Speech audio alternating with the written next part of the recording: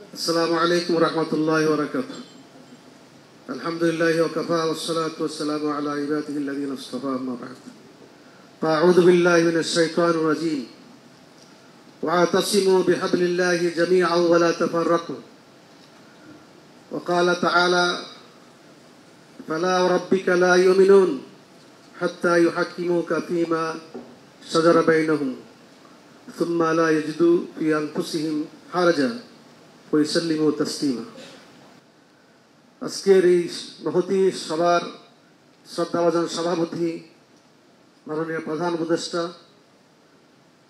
কমিশনের চেয়ারম্যানবৃন্দ, বিভিন্ন দলের প্রধান, সুধী সমাজ, ঐক্যমত আমরা সবাই চাই।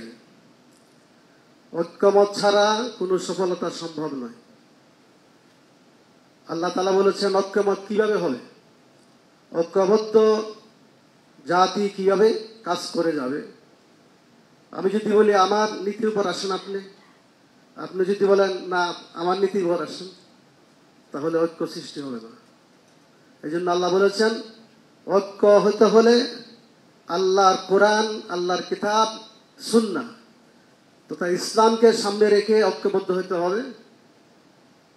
তাহলে সবার জন্য ইসলাম, সবার জন্য কোরআন, সবার জন্য সুন্নাহ, সেই ইসলামকে সামনে রেখে চললে আমি আশা করি বাংলাদেশ এগিয়ে যাবে। সাথে সাথে আল্লাহ তাআলা বলেছেন ফালা রাব্বিকা লা ইউমিনুন হাত্তা ইউহাক্কিমুকা ফীমা শাজারা বাইনাহুম। আল্লাহ শপথ করে বলছেন যতক্ষণ পর্যন্ত তারা আপনাকে অর্থাৎ মহানবী সাল্লাল্লাহু আলাইহি ওয়াসাল্লামকে হাকিম মানবে না, বিচারপতি মানবে না, সমস্যা সমাধান করার জন্য মানবে না, ততক্ষণ পর্যন্ত তোমরা মুমিন হবে না। এই জন্য সবাইকে অনুরোধ করব, কমিশনে যারা চেয়ারম্যান এবং সদস্যবৃন্দ আছেন, আমরা বলতে চাই এমনভাবে আমরা সংস্কার করব যাতে করে কোনো ইসলাম বিরোধী কোনো আইন না হতে পারে। সংবিধানের মধ্যে আস্থা ও বিশ্বাস পুনঃস্থাপন আমরা চাই। বিসমিল্লাহির রহমানির রহিম শুরুতে চাই কোরআন সুন্নাহ বিরোধী কোনো আইন হবে না বাংলাদেশে, এই নিশ্চয়তা আমরা চাই। হেফাজতে ইসলাম বাংলাদেশ আল্লামা মাহমুদ শিবির রহমতুল্লাহের মাধ্যমে প্রতিষ্ঠা হয়েছিল ইসলামের জন্য, রাসূলুল্লাহ সাল্লাল্লাহু আলাইহি ওয়াসাল্লামের ইজ্জত রক্ষা করার জন্য। রাসূলুল্লাহ সাল্লাল্লাহু আলাইহি ওয়াসাল্লাম তিনি রাহমাতুল লিল আলামিন, তিনি অধিকার দিয়েছেন সর্বশ্রেণীর মানব জাতির, শ্রমিকের অধিকার, নারীর অধিকার, সব কিছুর অধিকার একমাত্র আছে ইসলামের মধ্যে এবং মহানবী সাল্লাল্লাহু আলাইহি ওয়াসাল্লামের আদর্শের মধ্যে। আমরা এগিয়ে যাব, আশা করি আমরা ইসলামকে সামনে রেখে, কোরআন সুন্নাহকে সামনে রেখে আমরা ঐক্যমতে বসবো, সংস্কার করব ইনশাআল্লাহ। তাহলে আর কোনো ফেসিবাদ পুনর্বার আর এই দেশের ক্ষমতা আসতে পারবে না। সকলকে অনেক অনেক ধন্যবাদ। আসসালামু আলাইকুম রহমতুল্লাহি ওয়া বারাকাতুহু। আসসালামু আলাইকুম ওয়া রাহমাতুল্লাহি ওয়া বারাকাতুহু। নাহমাদুহু ওয়া নুসাল্লি আলা রাসূলিল কারীম, আম্মা বাদ। আজকের এই মহতী প্রোগ্রামের সভাপতি মাননীয় প্রধান উপদেষ্টা ডক্টর মোহাম্মদ ইউনূস, উপদেষ্টা মণ্ডলী এবং সংস্কার কমিশন সমূহের চেয়ারম্যানগণ এবং বাংলাদেশের ফ্যাসিবাদ বিরোধী আন্দোলনের নেতৃত্ব দানকারী রাজনৈতিক দলগুলোর প্রধান এবং নেতৃস্থানীয় নেতৃবৃন্দ, আজকে সংক্ষেপে বলতে হবে যে এই সংস্কারের বিষয়গুলো এসেছে, আমরা প্রত্যেক দলই আশা করি লিখিতভাবে প্রস্তাবনা দিব এবং সামনে সময় পাবো। কিন্তু এখন যে বিষয়টা সামনে আমাদের মধ্যে প্রশ্ন এসেছে সেটা হলো যে নির্বাচন কবে হবে এবং যে ফেসিবাদকে আমরা উৎখাত করলাম তাদের অবস্থাটা কি হবে, এই প্রশ্নটা বড় করে আসছে। আর নির্বাচনটা কোন পদ্ধতিতে হবে এটাও আমাদের জানার আগ্রহ। এখানে নির্বাচন সংস্কার কমিশন নির্বাচন পদ্ধতির বিষয়ে এখানে দুইটা সংবিধান সংস্কার কমিশনও বলেছে দুইটা কক্ষ, নিম্ন কক্ষ, উচ্চ কক্ষ।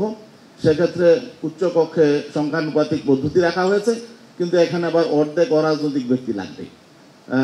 উচ্চ কক্ষে সংখ্যানুপাতিক পদ্ধতি ঠিক আছে, কিন্তু এখানে রাজনৈতিক দলগুলো স্বাধীনতা কেড়ে নেওয়া হয়েছে। এখানে রাজনৈতিক দলগুলো যেভাবে চাবে তাদের প্রতিনিধি সেভাবে হওয়া দরকার। হ্যাঁ, এখানে একটা গাইডলাইন দেওয়া যেতে পারে। আর আমরা চাই নিম্নকক্ষ সংখ্যানুপাতিক পদ্ধতি হোক, কারণ আমাদের মাননীয় প্রধান উপদেষ্টা একটু আগে যে কথা বলেছেন যে যদি আমরা সংস্কার ঠিকমতো না করি তাহলে আবার একটি পরাক্রমশালী শক্তি সামনে এসে সব লন্ডভন্ড করে দিতে পারে। এই আশঙ্কাটা কিন্তু থেকে যায়। সব কিছু যাতে কেউ এসে লন্ডভন্ড করে দিতে না পারে, এই জন্য আমরা মনে করি 2 কক্ষেই সংখ্যানুপাতিক পদ্ধতি নির্বাচন হওয়া দরকার। আর আওয়ামী লীগের বিষয়টা হলো, এখানে প্রশ্ন আসে যে ওনারা নির্বাচন আসতে পারবে কি পারবে না। তারা তো এই সরকারকে মেনে নেয়, তারা অভ্যুত্থানকে বলেছে ষড়যন্ত্র। তারা এখন দেশে নেয়, দেশ থেকে পালিয়েছে। যারা দেশ থেকে পালিয়েছে তাদের নির্বাচনী প্রসঙ্গটাই তো এখানে আসতে পারে না এবং তার অনুতপ্ত হয় নাই। অতএব এখানে তারা সামনে গঠনমূলক রাজনীতি করবে, গণতান্ত্রিক আচরণ করবে, এ ব্যাপারেও তারা কোনো কথা এখনো বলে নাই। অতএব একটা পালিয়ে যাওয়া শক্তিকে নির্বাচনে আনাটা আমি মনে করি এটা দেশের জন্য মঙ্গলজনক হবে না। অতএব এই ব্যাপারে আমাদের অবস্থা অত্যন্ত পরিষ্কার। আরেকটা বিষয় হলো যে নির্বাচন কবে হবে, আমরা মনে করি আগামী 1 বছরের মধ্যে নির্বাচন হওয়া দরকার। আর স্থানীয় নির্বাচনটা জাতীয় নির্বাচনের আগে হওয়া প্রয়োজন, কারণ আমরা অতীতে দেখেছি কোনো দলীয় সরকারের অধীনেই স্থানীয় নির্বাচন সুষ্ঠু নিরপেক্ষ হয় নাই। এবং শুধু এটা না, আমরা মনে করি যে যেহেতু নতুন করে সংবিধানে তত্ত্বাবধায়ক সরকার ব্যবস্থা প্রবেশ করানো হচ্ছে এবং আমরা এই ব্যাপারে সবাই একমত, এই জন্য এই স্থানীয় নির্বাচনটাও জাতীয় নির্বাচনের মতো প্রত্যেকবারই জাতীয় নির্বাচনের আগে তত্ত্বাবধায়ক সরকারের অধীনে হওয়া উচিত। এটা হলো আমাদের বক্তব্য। আরেকটা কথা হলো যে যাতে ফেসিবাদী শক্তি পুনর্বাসিত হতে না পারে, এই ব্যাপারে আমরা সবাই একমত থাকবো। আর একটা জাতীয় সনদের কথা বলেছে, এ ব্যাপারে আমাদের দল একমত। একটা জাতীয় সনদ হওয়া দরকার যাতে এটাকে সবাই ফলো করে, বা যাতে কেউ ফেসিবাদী শক্তি মাথা চারা সামনে দিয়ে উঠতে না পারে, নতুন কোনো ফেসিবাদ আবার সৃষ্টি না হয়। সবাইকে ধন্যবাদ। আসসালামু আলাইকুম। প্রধানী সভার শ্রদ্ধাভাজন সভাপতি চেয়ারম্যান প্রফেসর ডক্টর ইউনূস এবং সম্মানিত সদস্যবৃন্দ, রাজনৈতিক দলের জাতীয় নেতৃবৃন্দ, সুধীমণ্ডলী, আমি প্রথমত আমাদের যে সংস্কার কমিশনগুলো যারা কাজ করেছেন আমি তাদেরকে আমাদের পার্টি বিপ্লবী ওয়ার্কার্স পার্টি এবং গণতন্ত্র মঞ্চের পক্ষ থেকেও আপনাদেরকে আমি আন্তরিক এবং উষ্ণ ধন্যবাদ জানাই। আমি একটু বিস্মিত হয়েছি যে আপনারা অনেকগুলো সংস্কার কমিশন করেছেন, কিন্তু বৈষম্য বিলোপের ব্যাপারে আপনারা এ পর্যন্ত কোনো সংস্কার কমিশন গঠন করেননি। গোটা অর্থনীতির যে দুর্বৃত্তায়ন অথবা দুর্বৃত্তদের যে অর্থনীতি, এটা যদি এভাবে বহাল থাকে, আমরা রাজনৈতিক সংস্কার যেটা করতে চাই এটা কার্যত কতখানি টেকসই করা যাবে, খুবই গুরুত্বপূর্ণ একটা বিষয়, গুরুত্বপূর্ণ আলোচনা। আশা করি সময়টা শেষ হয়ে যায়নি, এটা নিশ্চয়ই আপনাদের বিবেচনার ভেতরে জায়গাটা আসবে। 2 নম্বর হচ্ছে যে আমি একটা ছোট আবেদন আপনাদের প্রতি, যে সংস্কার কমিশনের যে বিশাল রিপোর্ট যেটা আপনার ওয়েবসাইটে দিয়েছেন, প্রতিটা রাজনৈতিক দলের কাছে, গুরুত্বপূর্ণ অংশীজনদের কাছে তারা চেপে এটা যদি আপনারা পৌঁছাতে পারেন, এটাকে দেখা, আলোচনা করা, মনোযোগ দেওয়াটা অনেক বেশি গুরুত্বপূর্ণ। আপনারা যদি উদ্যোগ নেন, আগামী 3 থেকে 5 দিনের মধ্যে কপিগুলো বিভিন্ন দলের কাছে পৌঁছানো সম্ভব। মেহরবানি করে এই কাজটা আপনারা আজকে সিদ্ধান্ত নেন এবং সমস্ত দলের কাছে যাতে পৌঁছাতে পারেন এ ব্যাপারে একটা উদ্যোগ গ্রহণ করবেন। আমরা রাজনৈতিক দিক থেকে আমি মনে করি 3টা সরকারের গুরুত্বপূর্ণ হচ্ছে রাজনৈতিক দিক থেকে। একটি হচ্ছে আমাদের এখানে মুক্তিযুদ্ধের পরে আমাদের এখানে যে নজিরবিহীন যে ঠান্ডা মাথার যে গণহত্যা, এই গণহত্যার বিচার। আরেকটা হচ্ছে যে আমরা পুরনো জমানায় যেহেতু আমরা কেউ ফিরতে চাই না, তাহলে আমরা রাষ্ট্র, সরকার, সংবিধান, গোটা ব্যবস্থার যে সংস্কার, এই কাজটা এবং সেই সংস্কারের পাশে জাতীয় নির্বাচন, 16 বছর ধরে এদেশের মানুষ যে নির্বাচনের জন্য অপেক্ষা করছে সেই নির্বাচন অনুষ্ঠান করা, এই 3টা গুরুত্বপূর্ণ কাজ মনে করি রাজনৈতিক দিক থেকে সরকারের জন্য একেবারে অগ্রাধিকারের তালিকার ভেতরে। এটা খুবই বিব্রতকর, কিছুটা দুঃখজনক। অনেকেই সংস্কার এবং বিচারকে নির্বাচনের বিরুদ্ধে দাঁড় করিয়ে দেন। এখানে যারা আছেন কোনো দল নাই যারা অপরাধের যারা বিচার চান না, প্রত্যেকে আমরা গণহত্যার অপরাধগুলোর বিচার চাই।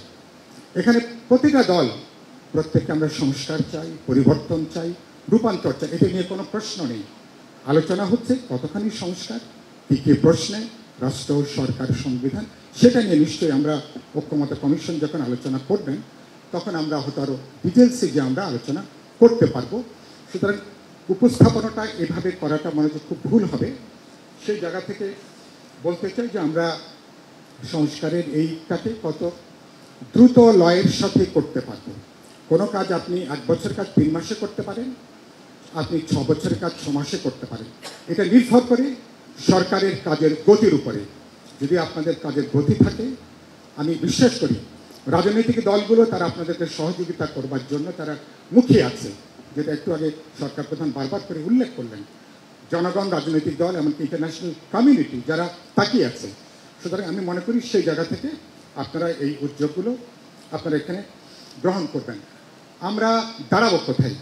আমরা দাঁড়াবো আলাপ আলোচনা করার পরে ন্যূনতম আমাদের ঐক্যমতের জায়গা যেখানে, যেটা আমি মনে করি সরকার প্রধান খুব যথার্থ উল্লেখ করেছেন, কোনো কিছু চাপিয়ে দেওয়ার কোনো সুযোগ নেই। কেন?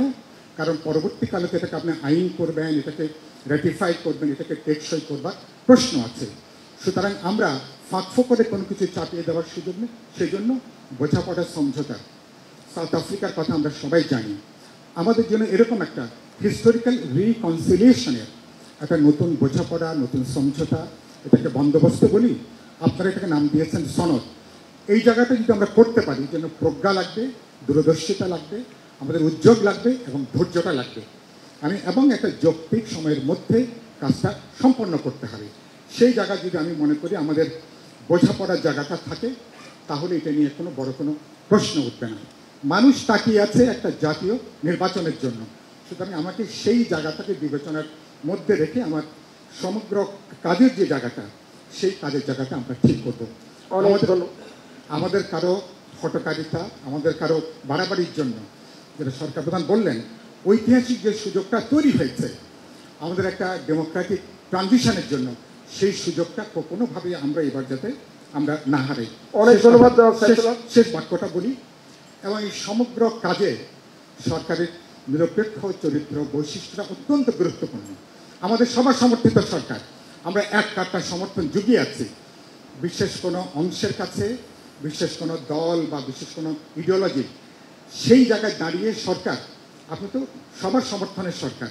সুতরাং সরকারের নিরপেক্ষ চরিত্র বৈশিষ্ট্য ঠিক রেখে যদি আমরা সবাইকে আস্থার মধ্যে রাখতে পারি, আমি বিশ্বাস করি আমাদের সামনে চ্যালেঞ্জগুলো আছে, সেগুলো মোকাবেলা করে আমরা এবছরের মধ্যেই আমরা সংস্কার, নির্বাচন, এমনকি বিচারের কাজটাকে একটা প্রাথমিক ভিত্তি দিয়ে আমরা পরবর্তী পর্যায়ে আমরা এগোতে পারবো। এ কথা বলে আপনার সবাইকে সালাম এবং শুভেচ্ছা জানিয়ে আমার বক্তব্য এখানে শেষ করতে ধন্যবাদ। কমিশনের চেয়ারম্যানবৃন্দ, সমবেত রাজনীতিবৃন্দ, আসসালামু আলাইকুম রহমতুল্লাহ। আজকের আলোচনাটা আমি ঠিক বুঝতে পারছি না।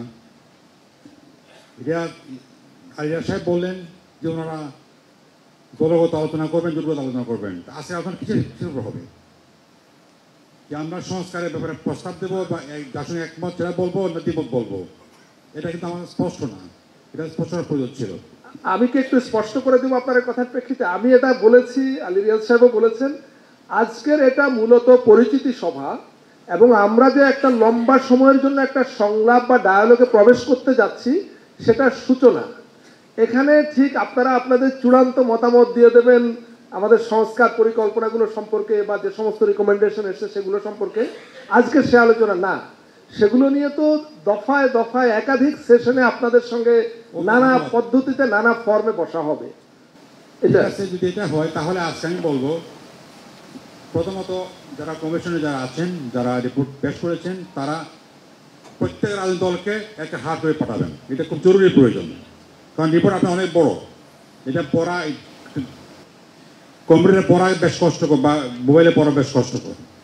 দ্বিতীয় হচ্ছে এগুলো পাঠাবেন, সপ্তাহের মধ্যে বাড়াতে ব্যবস্থা করতে হবে। তারপরে আপনারা দলগত এবং জোটগত আলোচনা বসবেন, এবং যদি জোটগত আলোচনা বসেন, ইসলামী জোট যারা আছে তাদের বসতে পারেন।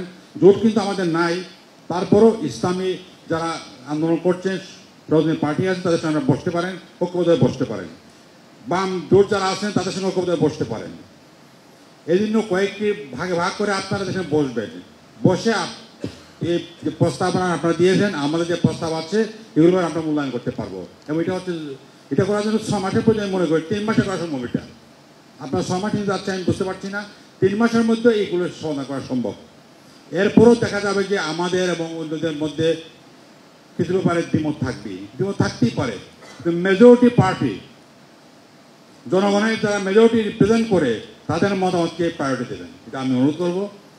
এই জন্য আমি আজকে তাহলে প্রস্তাব নিয়ে আমি কথা বলতে চাই না, শুধু একটি কথা বলতে চাই, আপনারা যে প্রস্তাব করেছেন, সংবিধানের যে প্রস্তাবটা করেছেন, এই প্রস্তাবের মধ্যে আপনারা যেগুলো আমি দেখেছি, দুটো বিষয় আমাদের খুব আপত্তি আছে। একটা হচ্ছে মূলনীতির প্রশ্নে আপনারা আল্লাহর প্রতি আস্থা বিশ্বাস এটা দীর্ঘদিনের ছিল এবং অনেক কিছু এখন দিয়েছে, আপনারা রাখেন নাই।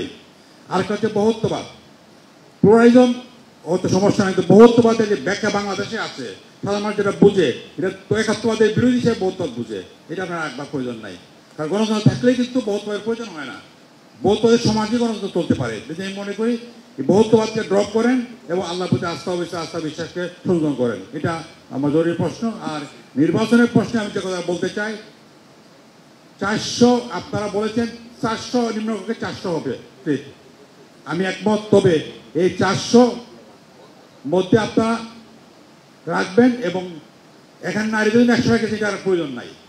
নারীদেরকে যে আসনটি করেছেন, এই নারী আমাদের নারীর পক্ষে এত লম্বা আসনে নির্বাচন করে বাঁচতে সম্ভব নয়। আপনারা একটা নিয়ম রাখতে পারেন, যেটা রেখেছেন আপনারা নির্বাচনের ক্ষেত্রে, যে মহিলা প্রার্থী দেওয়ার ব্যাপারে নির্বাচন কমিশন বাধ্য করতে পারে দলগুলোকে যে আপনারা এত % মহিলা আসনে প্রার্থী মহিলা দেওয়ার ব্যবস্থা করবেন। যেভাবে আপনারা লিখেছেন যে তরুণদেরকে দেওয়ার জন্য 10% বাধ্য করেছে, এটা আমার কোনো প্রয়োজন নাই।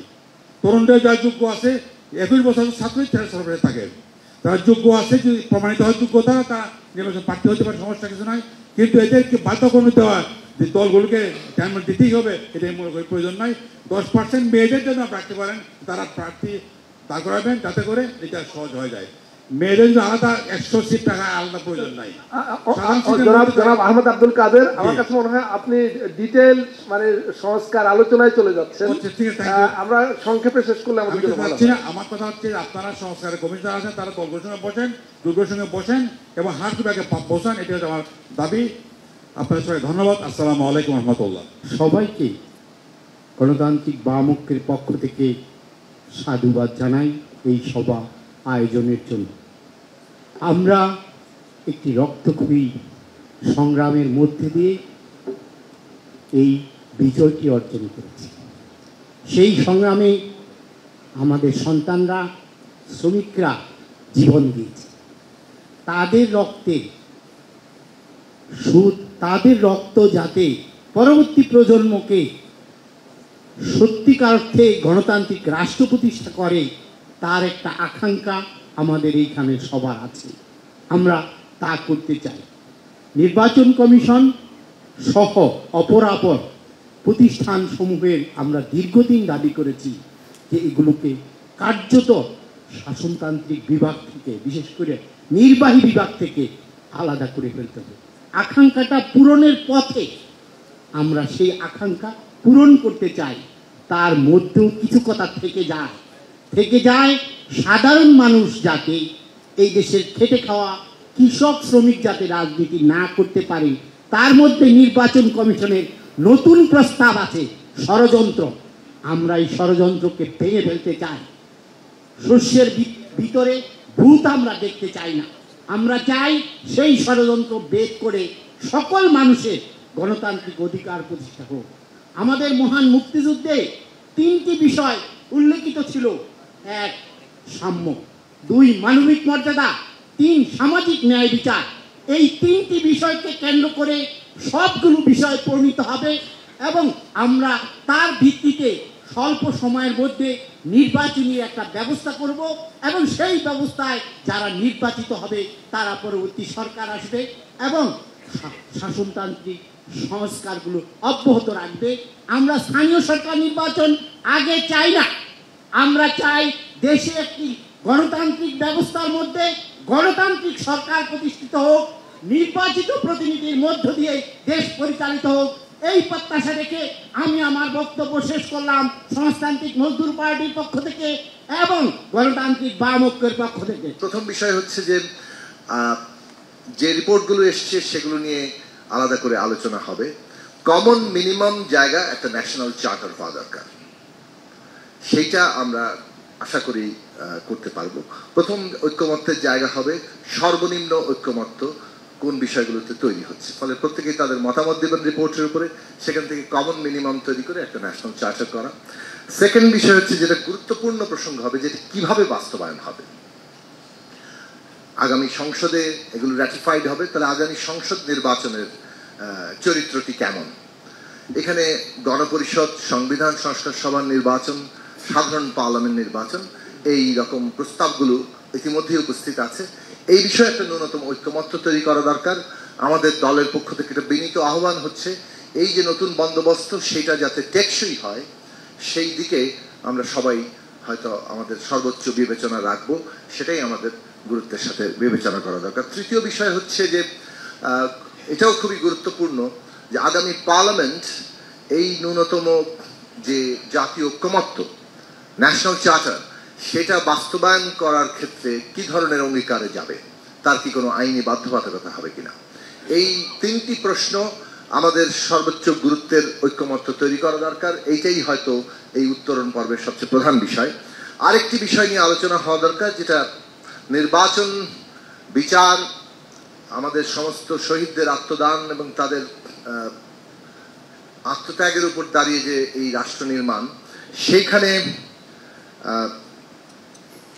বিচার এবং এই ফ্যাসিস্টদের রাজনৈতিক ভবিষ্যৎ কি, সেই বিষয়েও আলাপ আলোচনা এই ঐক্যমত্য কমিশনের আলাদা একটি এজেন্ডা হওয়া দরকার, যাতে করে আমরা একটা জায়গায় পৌঁছতে পারি। তা আমি মনে করি আমাদের রাজনৈতিক উত্তরণের দিক থেকে এই তিনটি মৌলিক প্রশ্ন এবং পলিটিক্যাল কনসেনসাসের দিক থেকে ফ্যাসিস্টদের ভবিষ্যৎ কি, সেই বিষয়ে একটা ঐক্যমত্য আমাদের প্রধান এজেন্ডা। আশা করি সম্মানিত কমিশন প্রধান এবং মাননীয় উপদেষ্টা এবং উপদেষ্টাবৃন্দ, মাননীয় প্রধান উপদেষ্টা এবং উপদেষ্টাবৃন্দ, তারা এই চারটি বিষয়ে ন্যূনতম ঐক্যমত্য তৈরির ক্ষেত্রে ফ্যাসিলিটেটরের ভূমিকায় সফল হবেন। বাংলাদেশের জনগণ আপনাদের সেই সাফল্য দেখতে চায়। ধন্যবাদ সবাই। অধ্যকার, এই মহতী সভার সম্মানিত সভাপতি, উপস্থিত কমিশনের কো চেয়ারম্যান বৃন্দ, জাতীয় নেতৃবৃন্দ, আসসালামু আলাইকুম ওয়া রাহমাতুল্লাহি ওয়া বারাকাতুহু। আমি শুরুতেই ধন্যবাদ জানাই যে আজকে একটা খুব চমৎকার একটা অনুষ্ঠান এবং আমাদের এখানে বাংলাদেশের 5ই আগস্টের পট পরিবর্তনে যে সমস্ত রাজনৈতিক দলগুলো ভূমিকা রেখেছেন তাদের সবার প্রতিনিধি এবং নেতৃবৃন্দ উপস্থিত আছেন। এই জন্য কয়েকটা কথা না বললেই নয়। আমরা গত কয়েকদিন আগে দেখেছি যে আমাদের একজন উপদেষ্টা বলেছেন যে স্থানীয় সরকার নির্বাচন করার জন্য নীতিগত সিদ্ধান্ত নেওয়া হয়েছে। আজকে আমার জানা যে এটা আসলে সত্য কিনা, আর এটা যদি সত্য হয় তো এটা রাজনৈতিক দলগুলোকে পাশ কাটিয়ে এই সিদ্ধান্ত নেওয়াটা কতটা হঠকারী হয়েছে। 2 নম্বর হচ্ছে আমরা সংস্কার চাই, আমরা নির্বাচন চাই। আমরা আগে জাতীয় নির্বাচন চাই, পরে স্থানীয় সরকার নির্বাচন পরবর্তী পর্যায়ে হবে। এবং আমি প্রধান উপদেষ্টাকে ধন্যবাদ জানাই আয়নাগার পরিদর্শনের জন্য। তবে অনেক মহল থেকে প্রশ্ন উঠেছে যে আপনি 6 মাস পরে কেন আয়নাগর দেখতে গিয়েছেন। আরও আগেই আপনাকে আমরা সেখানে যাওয়ার প্রত্যাশা ছিল। আয়নাগর যে বিকৃত করা হয়েছে, ভাঙা হয়েছে, রং করা হয়েছে, নতুন তোয়ালে দেওয়া হয়েছে, এগুলো কিন্তু জাতির মধ্যে একটা ভিন্ন একটা মাত্রা যোগ করেছে, যেটা নেগেটিভ। দ্রব্যমূল্য নিয়ন্ত্রণ কমিশন হওয়া উচিত ছিল, কারণ এদেশের মানুষের, শ্রমজীবী মেহনতি মানুষের এখন কিন্তু সবজির দাম কমেছে, এটা নিয়ে আমার কোনো বক্তব্য নেই। তবে চালের দাম, তেলের দাম এই সরকার আসার পরে প্রতি লিটারে 8 টাকা করে বাড়ানো হয়েছে, সারের দাম 2 টাকা বাড়ানো হয়েছে, বিদ্যুতের দাম সামনে কি হয় জানি না, আরো অনেকগুলো দাম কিন্তু ইতিমধ্যে বাড়ানো হয়েছে, যেটা আমাদের জন্য খুবই খারাপ অবস্থা। আমার মনে হয় যারা মুস্তাফিজুর রহমান ইরান আলোচনাটা অন্যদিকে চলে যাচ্ছে। না, আমি একটা প্রস্তাব যে নির্বাচন, আমাদের একটা কমিশন, অন্তত দ্রব্যমূল্য নিয়ন্ত্রণ কমিশন করা যায় কিনা, এটা আপনাদের কাছে আমার প্রস্তাব। নির্বাচন পদ্ধতি, আমাদের প্রধান উপদেষ্টা মহোদয় বলেছেন যে আগামী ডিসেম্বরের মধ্যে নির্বাচন হবে। আমরা বিশ্বাস করতে চাই যে আপনার এই বক্তব্য সঠিক এবং আমরা এটার উপরই ভিত্তি করে আমরা এগিয়ে যাচ্ছি। আমরা ইতিমধ্যে দেখেছি যে কিছু রাজনৈতিক দল তাদের প্রার্থীতা ডিক্লেয়ার করেছে, বিএনপি নির্বাচনের কথা বলছে, আমরা সবাই নির্বাচন চাই, জাতীয় নির্বাচন চাই। তবে এই জাতীয় নির্বাচনের জন্য যেই সময়টুকু আছে আগামী ডিসেম্বরের আগে, প্রস্তুতি আমাদের চোখে পড়ছে না। এই প্রস্তুতি আজকে আমাদের কাছ থেকে আমরা ভেবেছিলাম, আপনি আজকে নয় আবার ডাকেন, আমাদের নির্বাচন নিয়ে একটা শুরু হওয়া উচিত, যে জাতীয় নির্বাচন কবে হবে এবং এদেশের মানুষ 17 বছর ভোট দিতে পারে নাই, তারা প্রত্যক্ষ ভোটে, এখানে কোনো প্রকার সংখ্যানুপাতিক নয়, আমরা প্রত্যক্ষ ভোটে আমরা আমাদের প্রতিনিধিকে নির্বাচন করতে চাই। অনেক ধন্যবাদ জনাব। আমি আরেকটা কথা বলে শেষ করব। এখানে আমরা দেখেছি যে আমাদের স্থানীয় সরকার নির্বাচনের ক্ষেত্রে একটা সুপারিশ এসেছে যে সেখানে মেম্বারদের ভোটে চেয়ারম্যানরা হবে এবং জনপ্রতিনিধিদের ক্ষেত্রে শিক্ষাগত যোগ্যতা এতদিন আমরা জানতাম যেটা প্রযোজ্য হয় না, কিন্তু যদি এটা আপনি স্থানীয় সরকারে প্রয়োগ করেন, জাতীয় সংসদে যেখানে আইন পাস হবে, আইনসভা, সেখানে কেন হবে না? সেখানেও অবশ্যই প্রার্থীদের অবশ্যই শিক্ষাগত যোগ্যতা তা নিরূপণ হওয়া উচিত। আপনাদের সবাইকে ধন্যবাদ। সভাপতি এবং পুরো সংস্কার কমিশনের সদস্যবৃন্দদেরকে অভিনন্দন জানাই যে তারা ঠিক আগের থেকে বলছেন যে 15 তারিখ থেকে কাজ শুরু হবে, তারা ঠিক ওই দিনেই শুরু করতে পেরেছেন এবং আমাদেরকে আমন্ত্রণ করেছেন, সেজন্য ধন্যবাদ। আমি আসলে 3টে পয়েন্টে শুধুমাত্র কথা বলবো, এখানে তো এজেন্ডা নিয়ে কথা বলার আর কিছু নাই। শুধু এইটুকু বলতে পারি, আপনারা যখন এজেন্ডা নিয়ে আলোচনা শুরু করবেন, আমাদের দল আপনাদের সঙ্গে পরিপূর্ণভাবে কোঅপারেট করবে তাদের নিজস্ব মত এবং দ্বিমত নিয়ে। প্রথমত আমার মনে হয় যে এখানে ডক্টর ইউনূস বারবার বলেছেন যে আমরা পরাজিত হতে পারি না, আমাদের বিজয় লাভ করতে হবে। এই যে প্রত্যাশা, আমি মনে করি এই প্রত্যাশাটা পূরণ করতে হলে যে ডিক্লারেশনের কথা, ডিক্লারেশন অফ ইনসারেকশন, যে ডিক্লারেশনের কথাটা দেরিতে হলে এসছে, এই ডিক্লারেশনটা করাটা জরুরি। এই ডিক্লারেশনটা ডকুমেন্ট অফ ইউনিটি হবে, যেটা অন্যদেরকে পরাজিত, পলাতক, প্রতিক্রিয়াশীল, ষড়যন্ত্রকারী শক্তিদেরকে তাদেরকে নিরুৎসাহিত করবে কোনো কিছু করার জন্য। এবং এই ডকুমেন্টটাই আমাদের মধ্যে যে ডিফারেন্সগুলো আছে, বিএনপি পলিটিক্স আমি করি না, আমার পলিটিক্স বিএনপি করে না, চরমনায় পলিটিক্স আমি করি না, আমারটা ওনার শুনে লাভটা কি? আমরা we can find a place যেটা আমরা এক জায়গায় দাঁড়ায় আমরা পরবর্তী পলিটিক্সটা করতে পারি। সেটা 1 নম্বর। দ্বিতীয়ত হলো যে কথাটা আসছে যে লোকাল গভর্নমেন্ট ইলেকশন, যেহেতু একটু ধীর আছে, সমাজও ধীর আছে, ইকোনমি ধীর আছে, সবকিছু ধীর আছে, লোকাল গভর্নমেন্ট ইলেকশন হলে কিন্তু সচল করা যায়নি। এই আইডিয়া থেকে হয়তো বা অনেক কথা আসছে, কিন্তু আমি বলি এখনকার প্রবলেম প্রথমত রাজনৈতিক জিনিসটা ডিলে মানে বাস্তব কারণেই হোক বা অন্য কারণেই হোক, বিলম্বিত করে ওইখানে সলভ করলে এবং ওইখানে অ্যাক্টিভ করলে আসলে ঝামেলাটা বাড়তে পারে এবং রাজনৈতিক সমস্যার সমাধান আরো জটিল হয়ে যেতে পারে। কাজে আমি বলবো যে ইলেকশনের দিকে ফোকাস করেই আমাদেরকে চিন্তাটা করা উচিত, ওইটা আমরা পরে করতে পারি। তারপরে যে কথাটা আসছে সেটা হলো যে আমাদের যে সংস্কার করতে গেলে তো অনুকূল পরিবেশ দরকার।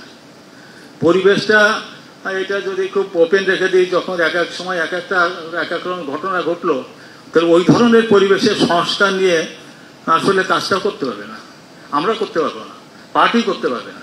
কাজে পরিবেশটা, অনুকূল পরিবেশ থাকা সংস্কারের জন্য সেইটা একদম ম্যান্ডেটারি।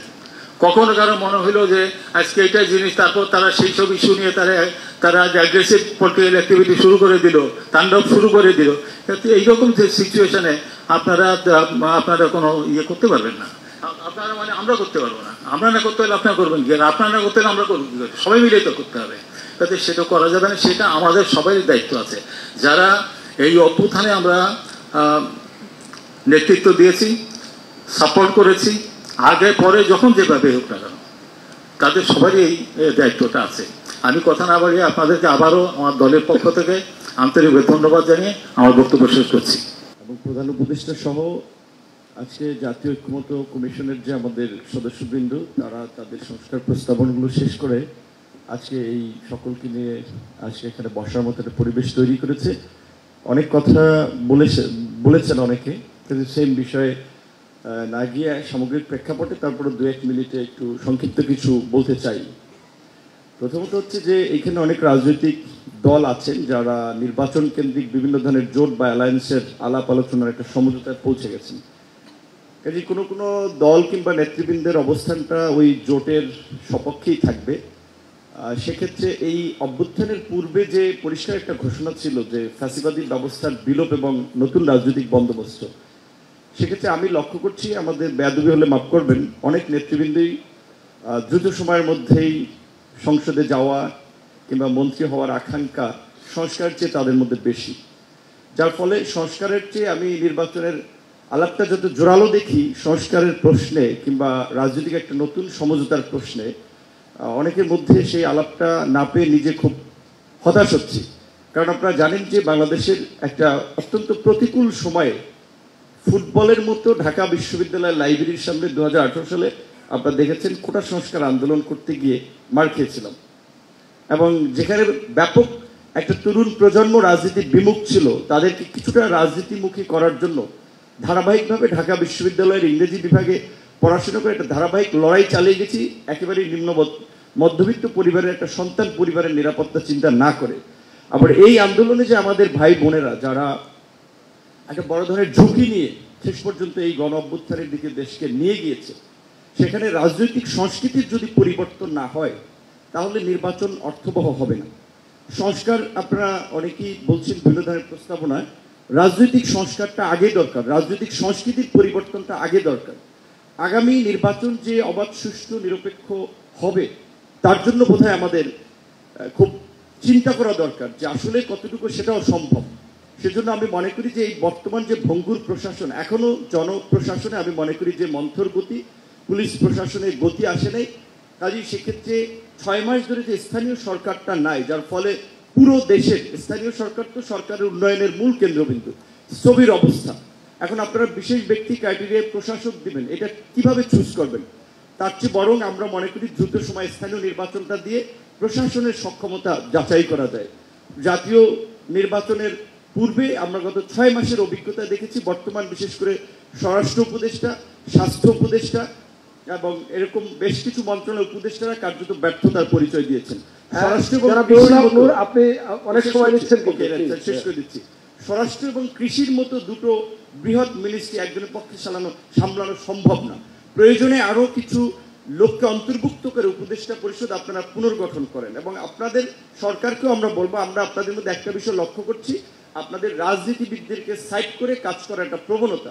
রাষ্ট্র একটা রাজনৈতিক প্রতিষ্ঠান, রাজনীতিবিদদের অংশগ্রহণ এবং মতামত ছাড়া চলবে না। প্রয়োজনে যারা আগামী 5 ইয়ার্স রাজনীতি করবে না সেই কন্ডিশনেও অন্তত কিছু অভিজ্ঞ লোককে নিয়ে আগামী 10 মাস পরে, যেহেতু ডিসেম্বর নির্বাচন, সেই পর্যন্ত অন্তত ভালোভাবে রাষ্ট্রটা চালান। আপনাদের প্রতি আমাদের এটা আহ্বান। ধন্যবাদ।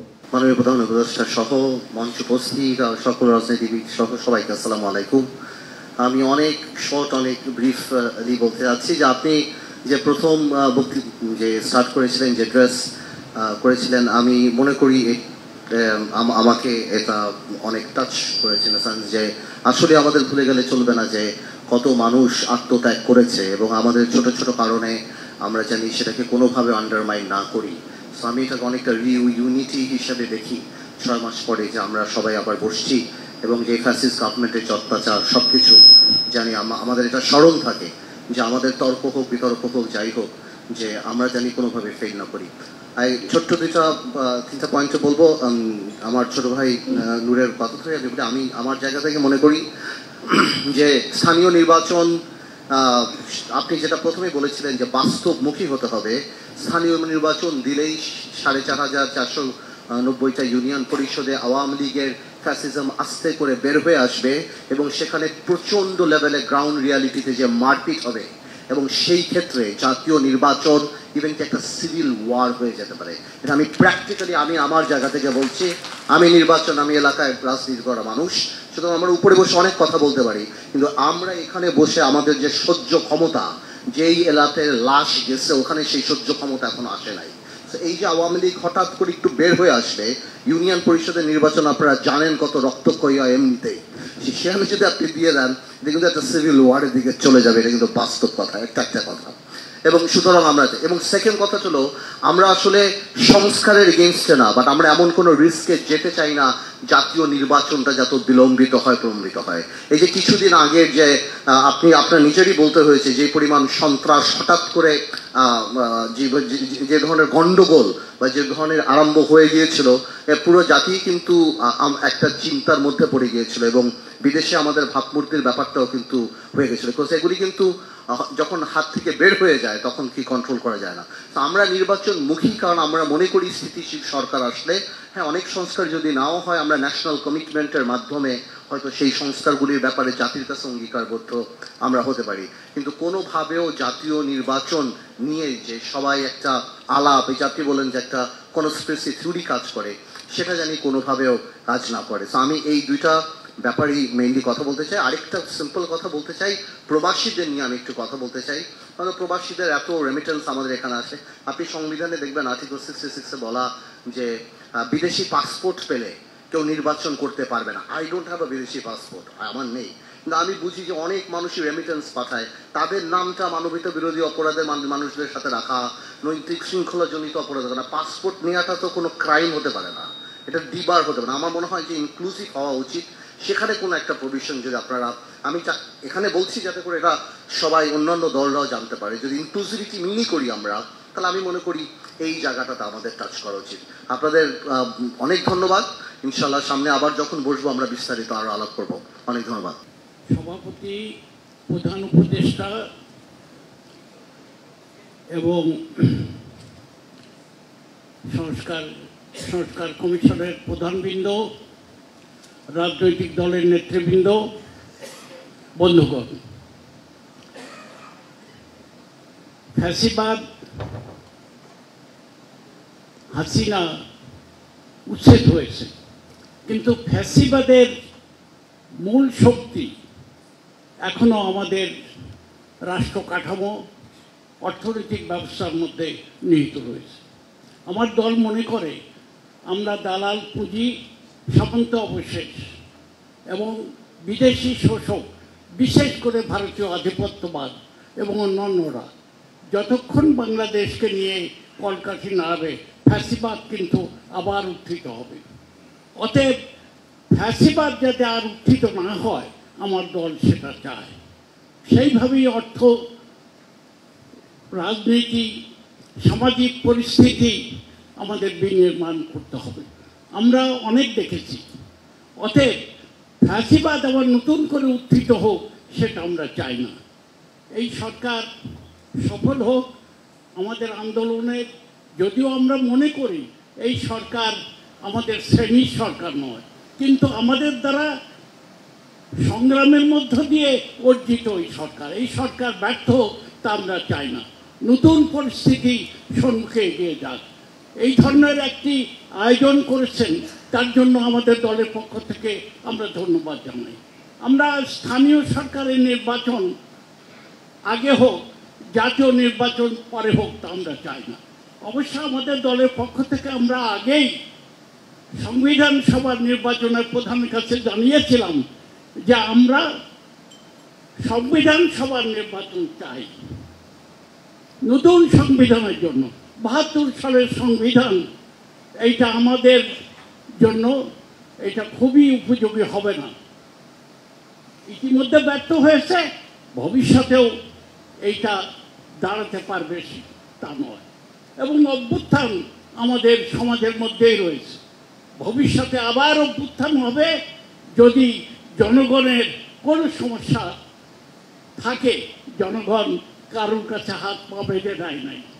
অতএব আপনাদের সফলতা কামনা করি, জনগণের সফলতা কামনা করি, এইটা বলে আমার দলের পক্ষ থেকে আপনাদেরকে অভিনন্দন জানিয়ে বক্তব্য শেষ করছি। ধন্যবাদ।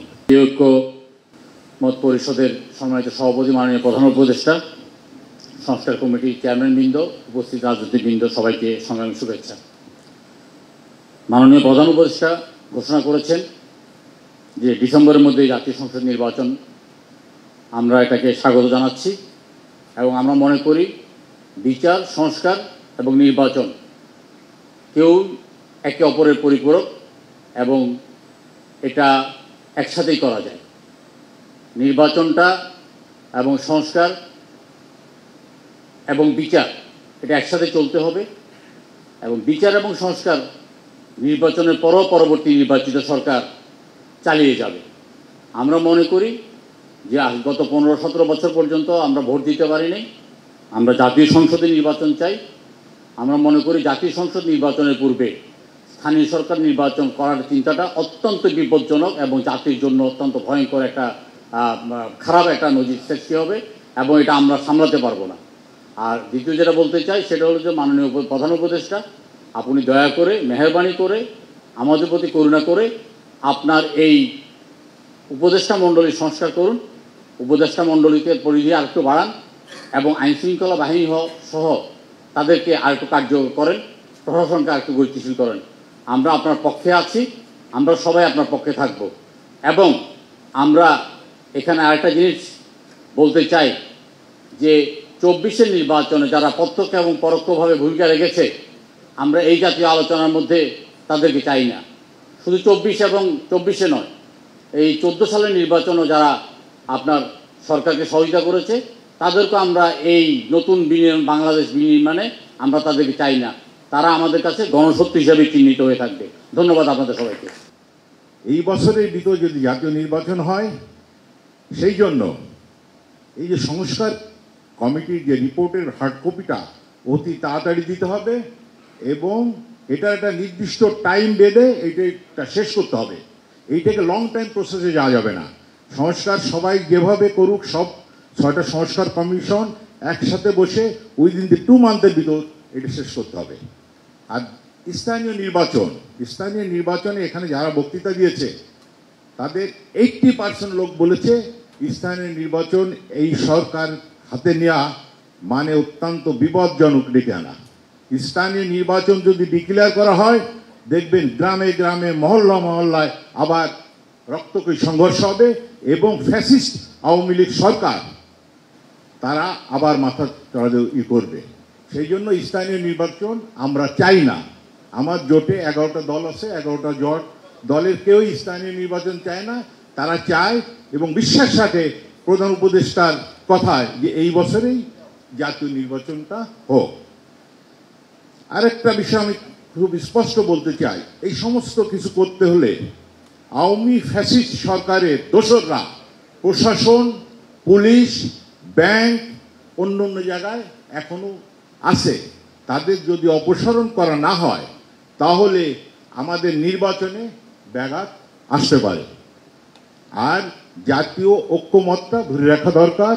জাতীয় ঐক্যমতে আমরা প্রথম থেকে এই সরকারকে সাপোর্ট দিয়ে আসছি, এটাকে আমাদের সরকার মনে করি, এবং আমরা মনে করব এই সরকার এমন একটা নির্বাচন দেবে যে নির্বাচন দেশে বিদেশে গ্রহণযোগ্য হবে। সবাইকে ধন্যবাদ।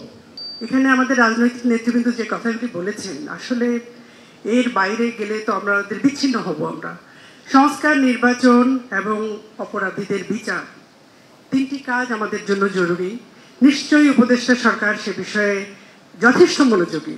আর রাজনৈতিক দলগুলো এই পর্যন্ত যে প্রত্যয় ব্যক্ত করলেন, যে সকলেই আন্তরিকভাবে প্রকাশ করলেন যে উপদেষ্টা সরকারের সাথে রয়েছেন, তাই আমি বিনয়ের সাথে বলছি, সকল মতামত যেমন গ্রহণযোগ্য না, আবার সকলকে অগ্রাহ্য করা যাবে না।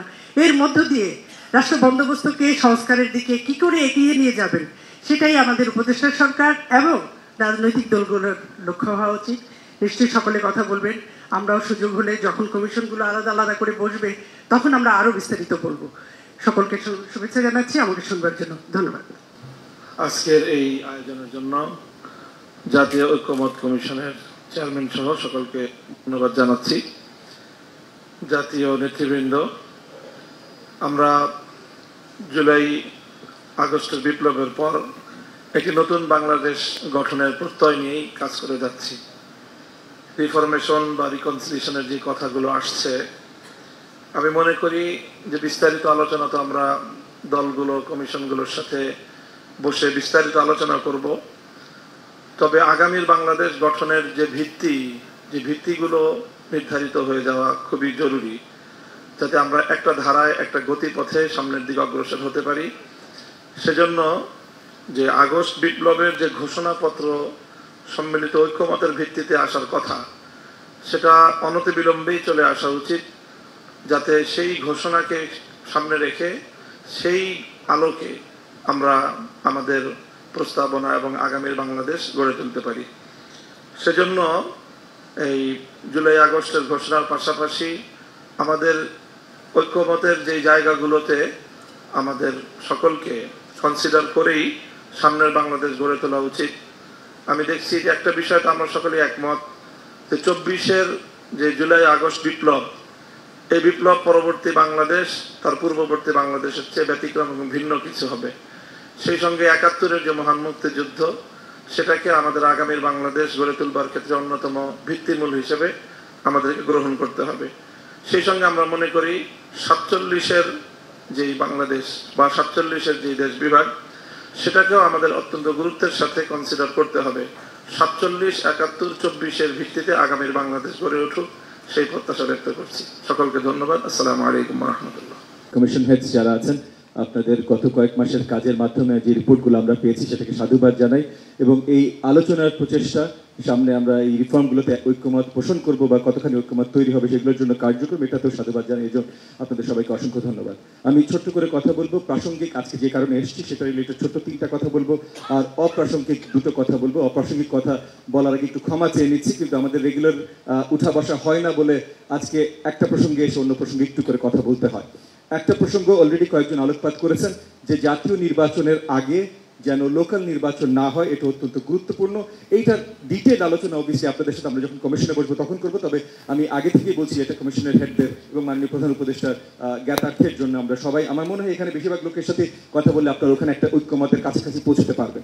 আরেকটা জিনিস যেটা এগেন অপ্রাসঙ্গিক, সেটা হলো যে আওয়ামী লীগ যেন নির্বাচনে না আসতে পারে। আওয়ামী লীগ একটা আপনার টেররিস্ট অর্গানাইজেশন হতে হলে ব্যাখ্যা যা যা পূরণ করতে হয়, ইলিগাল অ্যাক্টিভিটি, আপনার পপুলেশনকে অ্যাটাক করা, আপনার অর্গানাইজেশন স্ট্রাকচার থাকা, মানে যতগুলো আছে সবগুলো আওয়ামী লীগ ফুলফিল করে। সেই জায়গায় যেন মাননীয় অন্তর্বর্তীকালীন সরকার একটু নজর দেন, সেটার আমি একটা রিকোয়েস্ট জানিয়ে আমরা আজকের প্রাসঙ্গিক আলোচনায় যাব। প্রাসঙ্গিক আলোচনা হলো কমিশন যে রিপোর্টগুলো দিয়েছে সেগুলোতে আমরা কিভাবে ঐক্যমতে যেতে পারি। কিভাবে ঐক্যমতে যেতে পারি, আমার দলের পক্ষ থেকে আমাদের ছোট্ট একটা আপনার সাজেশন, যে আমরা প্রত্যেকটা কমিশনের যদি আলাদা করে আমরা মিটিং বসতে পারি এবং মিনিমাম ডিনোমিনেটিং যে ফ্যাক্টরগুলো আছে, মানে প্রত্যেকটা যা যা আপনারা প্রত্যেকটা কমিশন যা যা রিফর্ম প্রপোজাল আপনারা দিয়েছেন, প্রত্যেকটা প্রপোজালের মিনিমাম ফ্যাক্টরগুলো নিয়ে যদি আমরা প্রত্যেকটা দলের নির্বাচন প্রতিনিধি একসাথে বসে কমিশনের সাথে আমরা সেটাতে ভোট করতে পারি, মিনিমাম একটা কনসেনসাসে চলে আসলাম। মিনিমাম একটা কনসেনসাস যদি চলে আসি, তারপর ওটা সরিয়ে দিয়ে, মানে ওটা আমরা কনসেনসাস হিসেবে ধরে বাকি আর কি জিনিসগুলো গুরুত্বপূর্ণ আছে, যেখানে আমাদের একটা হাফ কনসেনসাস আছে যে জিনিসটাতে আমরা এগ্রিড, কিন্তু কোনো বেস মানে কোনো ডিটেইলে আমরা এগ্রিড না, সেটা আলোচনার মাধ্যমে হয়তো 2-3টা সিটিংয়ে আমরা এটা শেষ করে ফেলতে পারি পার কমিশন। এবং 6টা কমিশনেই বা সবগুলো কমিশন তাদের কার্যক্রম একসাথে শুরু করতে পারে। প্রত্যেকটা কমিশনের জন্য প্রত্যেকটা দল থেকে ভিন্ন প্রতিনিধি পাঠাবেন। এরকম একটা প্রসেসে যদি আমরা যেতে পারি, তাহলে এই আলোচনাগুলো আমরা আরো তাড়াতাড়ি করতে পারি। এটা হলো আমার 1 নম্বর সাজেশন। 2 নম্বর সাজেশন হলো, আমরা আপনাদের কাছ থেকেও জানতে চাই যে এইটা পরে ইনঅ্যাক্টমেন্টটা কিভাবে হবে। আমরা আসলাম, কোন কোন রিফর্মে আমরা সবাই ঐক্যমত পোষণ করি, কোন কোন রিফর্ম সবাই আমরা একমত, এটা সাজিয়ে ফেললাম। এরপর এটা ইনঅ্যাক্টমেন্ট কিভাবে হবে, কারণ ইনঅ্যাক্টমেন্ট আমরা বিশ্বাস করি নির্বাচিত সরকার এসে সবচেয়ে বেশি মানে বড় দাগের রিফর্মগুলো ইনঅ্যাক্ট করতে পারবে। তাহলে সেই বড়, যদি নির্বাচনের পরেই তারা ইনঅ্যাক্ট করেন, তাহলে নির্বাচনের আগে এমন কি প্রক্রিয়া আমরা যেতে পারি যেখানে আমরা সবাই ঐক্যমত পোষণ করতে পারি যে নির্বাচনের পরে এইভাবে আমরা ইনঅ্যাক্ট করব। এইটার একটা প্রসিডিওর আমরা সবাই মিলে তৈরি করা। এবং তৃতীয় এবং ফাইনাল পয়েন্টের পরে আমার বক্তব্য শেষ হলো, যে নির্বাচনের সাথে রিফর্মস কোনো ধরনের কনফ্লিক্ট আমরা দেখি না। নির্বাচনের মতো এগিয়ে যাওয়া উচিত, রিফর্মের মতো। রিফর্মের আমাদের ঐক্যমতের আলোচনা খুব অল্প সময়, হয়তো 1 মাস, হয়তো 2 মাসের ভিতরে পূরণ করা সম্ভব। এবং সেই দিকে যদি সেইভাবে যদি আমরা চিন্তা করি, তাহলে খুবই অল্প সময়ের ভেতরে, মানে আমি জানি মাননীয় প্রধান উপদেষ্টা একটা টেন্টেটিভ সময় বলেছেন যে ডিসেম্বরেও হতে পারে, কিন্তু মাননীয় প্রধান উপদেষ্টা একবারও পরিষ্কার করেনি এই সময় উনি দেবেন। সেই হিসাবে আমি মাননীয় প্রধান উপদেষ্টার মাধ্যমে একটা আবেদন জানাচ্ছি যে যত শীঘ্রই নির্বাচন হতে পারে, হলে দেশ জাতির জন্য অনেক কল্যাণ নিয়ে আসবে। আপনাদের সবাইকে অনেক ধন্যবাদ। মাননীয় প্রধান উপদেষ্টা, অন্যান্য কমিশন নেতৃবৃন্দ, উপদেষ্টাবৃন্দ, রাজনৈতিক নেতৃবৃন্দ, আলোচনা অনেকেই করেছেন, অনেক বিষয়ে পরামর্শ দিয়েছেন। যে বিষয়টা প্রথম থেকে শুনে আসতেছি, যে আজকে শুধু একটা পরিচিতি, মূল আলোচনা কমিশনগুলো আমাদেরকে নিয়ে বসবেন, বিস্তারিত আলোচনা হবে, তখন আমরা মতামত দেব। কিন্তু এখন হয়তো আজকের প্রসঙ্গ না হলেও কয়েকটা বিষয় একটু বলতে হয়। যে প্রত্যেকটা কমিশন, বিশেষ করে সংবিধান প্রণয়নের জন্য যে কমিশন গঠন করা হয়েছে, বিচার বিভাগের কমিশন, এই সমস্ত কমিশনগুলোর মূল আলোচনা আমাদের প্রধান উপদেষ্টা সর্বপ্রথম উদ্বোধনী বক্তব্যে যেটা বলেছেন, যে দীর্ঘদিন আন্দোলন সংগ্রামের পরে জুলাই আগস্টের যে বিপ্লব ঘটেছে, সেই বিপ্লবের এক লোকমাই পেট ভরে না। অতীতে 15 বৎসর আন্দোলন হয়েছে বাংলাদেশে। সে আন্দোলনে যারা রক্ত দিয়েছেন, যারা জীবন দিয়েছেন, প্রত্যেককে স্মরণ করতে হবে। এই দেশের আলেম উলামায়ে কেরাম, শাপলা চত্বরে 1,54,000 গুলি আলেম উলামায়ে কেরামের বুকের উপর চালানো হয়েছে। 2021 সালে বাংলাদেশের মোড়ে মোড়ে ভাস্কর্যের নামে মূর্তি স্থাপন করে দেশটাকে মূর্তির রাজত্বে পরিণত করতে চেয়েছিল। আমরা তার বিরুদ্ধে বলার কারণে ব্রাহ্মণবাড়িয়া এবং চট্টগ্রামে 21 জনকে পাখির মতো গুলি করে হত্যা করেছে আলেম এবং হাফেজে কোরআনকে। এইভাবে গত 15 বৎসরে দেশের উলামায়ে কেরাম যে রক্ত দিয়েছেন, সেই রক্তের প্রতি শ্রদ্ধা জানিয়ে দেশটা মুসলমানের দেশ। আজকে কমিশন যারা এখানে গঠন করেছেন, প্রত্যেকটি কমিশনকে একথা মাথার ভিতরে রাখতে হবে, দেশটা মুসলমানের দেশ, উলামায়ে কেরামের দেশ, মসজিদের দেশ, মাদ্রাসার দেশ। সুতরাং যত সংস্কার হবে, সমস্ত সংস্কারের প্রতি, ইসলামের প্রতি খেয়াল রাখতে হবে, দ্বীনের প্রতি খেয়াল রাখতে হবে, তারপরে সংস্কার হবে। শেষ আরেকটি কথা বলতে চাই। অন্তর্বর্তীকালীন সরকার, এই সরকার বর্তমানে যে পরিধি, যে অবস্থায় আছে, এই অবস্থায় আরেকটু কঠোর হওয়া দরকার, আরেকটু মজবুত হওয়া দরকার। ইতিমধ্যে সারা বাংলাদেশের রোডে গাড়ে চাঁদাবাজ, হাইজাক, ডাকাতি ব্যাপক হারে বেড়ে গেছে। জনাব আল হাবিব, আমি একটু আমি অপ্রাসঙ্গিক হলেও কথা বলতে হবে। একটু ইফতারের টাইম হয়ে যাচ্ছে। 2 নম্বর হলো দেখা যাচ্ছে রাস্তাঘাটে এমন যানজটের সৃষ্টি হচ্ছে যেখানে কোনো পুলিশ নাই, ট্রাফিক নাই, পুলিশ বাহিনী ঠিক মতন কাজ করছে না। এই জন্য দেশটাকে বর্তমান অবস্থায় মানুষ যাতে আবার একথা না বলে যে আগেরটাই ভালো ছিল, এই জন্য অন্তর্বর্তীকালীন সরকার আর কঠোর হস্তে এই সমস্ত বিষয়গুলি দেখা দরকার। প্রয়োজনে তাদের পরিধি বাড়ানো দরকার এবং এই অন্তর্বর্তীকালীন সরকারকে আরো কঠোর হয়ে দেশ পরিচালনায় আন্তরিক হওয়া দরকার।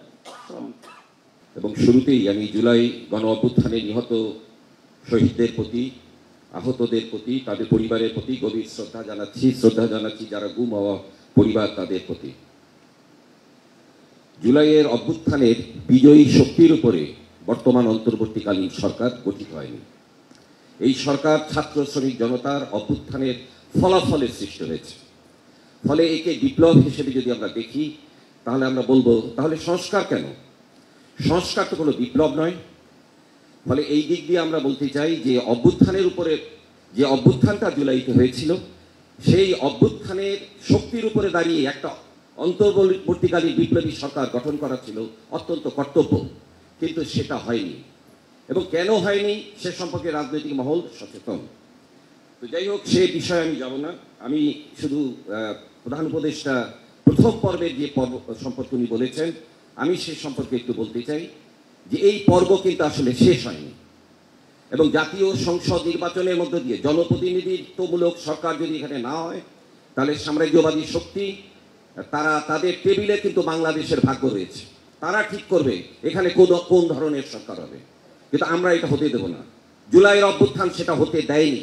কোনো বৈদেশিক শক্তি পারেনি আমাদের জনগণের অভ্যুত্থানকে ঠেকাতে।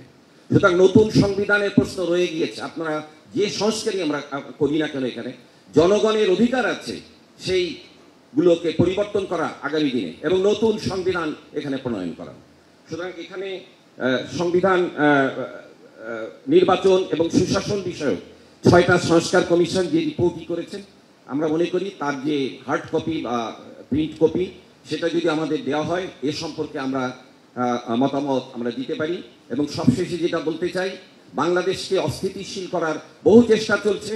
আমরা প্রধান উপদেষ্টার দপ্তরের একটা প্রেস রিলিজ দেখেছিলাম যে বাংলাদেশে প্রায় 27 জন ধর্মীয় সংখ্যালঘুকে হত্যা করা হয়েছে।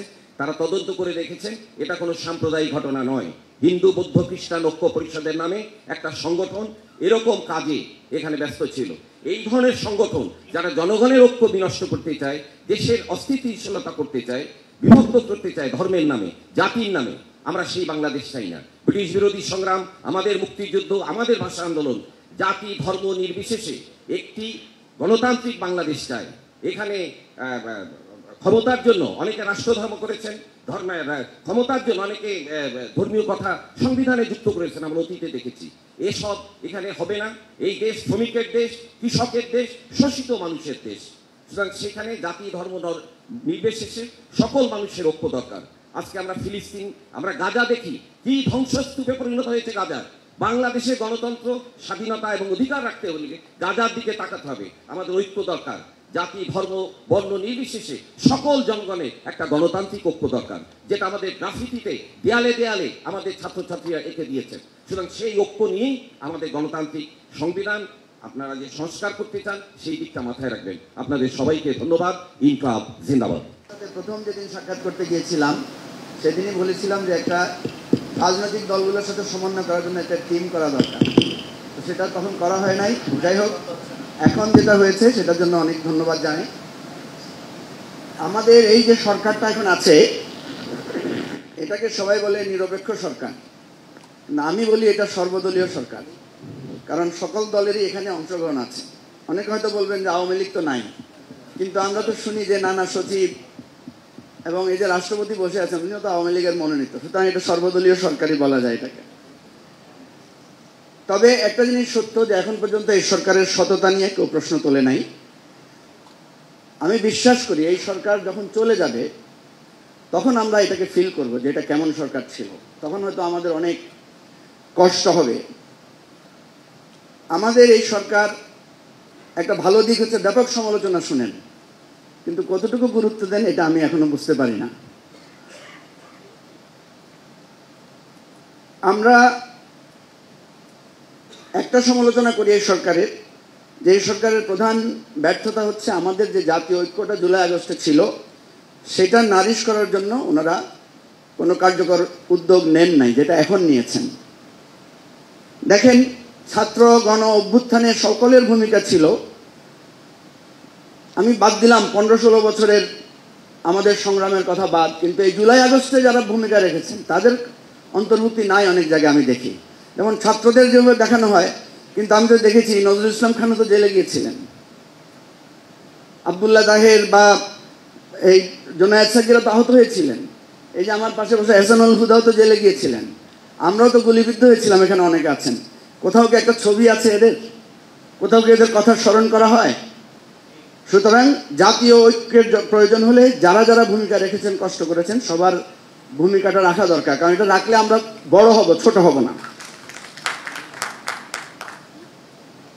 প্রিয় বন্ধুগণ, আমাদের বাবলু ভাই আহত হয়েছিলেন চরমভাবে, উনি হাত তুলছিলেন, আমি বলছিলাম।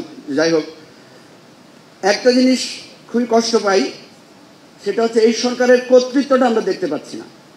আমি জানি না প্রফেসর আলী রিয়া যখন বলবেন কিনা, উনি কিন্তু আগে বলেছিলেন এই সরকার ক্ষমতায় আছে কিন্তু কর্তৃত্বে না, এই ধরনের একটা কথা মনে উনি বলেছিলেন।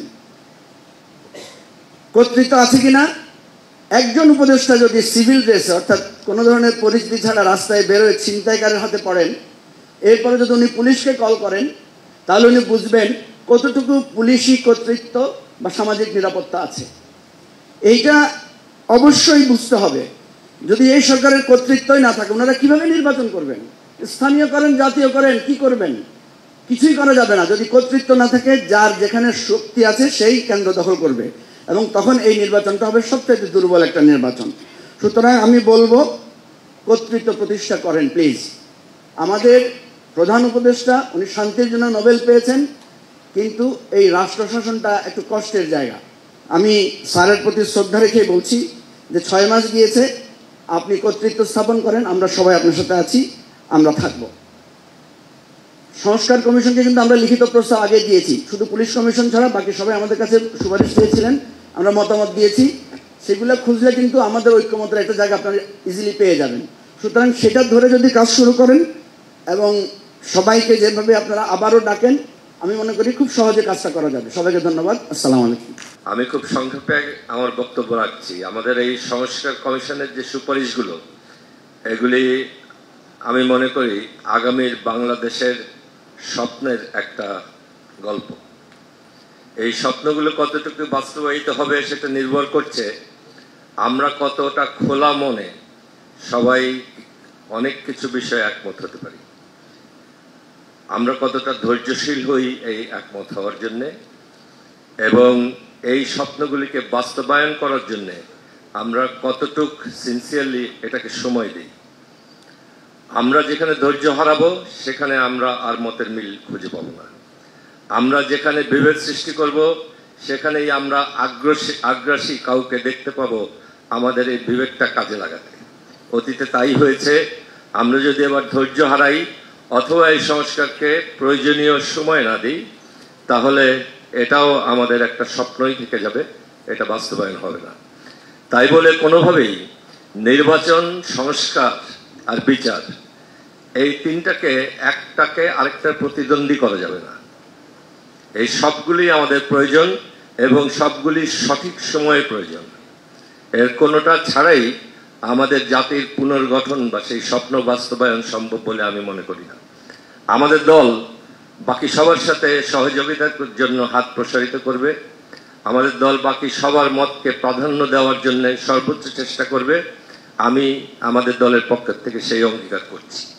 এই সুযোগে আমি মাননীয় প্রধান উপদেষ্টার কাছে একটা জনহয়রানির বিষয় তুলে ধরতে চাই। সেটা হচ্ছে আমাদের যে শ্রমিকরা বিদেশে আছেন তাদের পাসপোর্টের কাজ, পাসপোর্ট অধিদপ্তরের কিছু কর্মকর্তা, অবশ্যই অসৎ কর্মকর্তার কারণে সময় মতো তারা সার্ভিসটা পান না।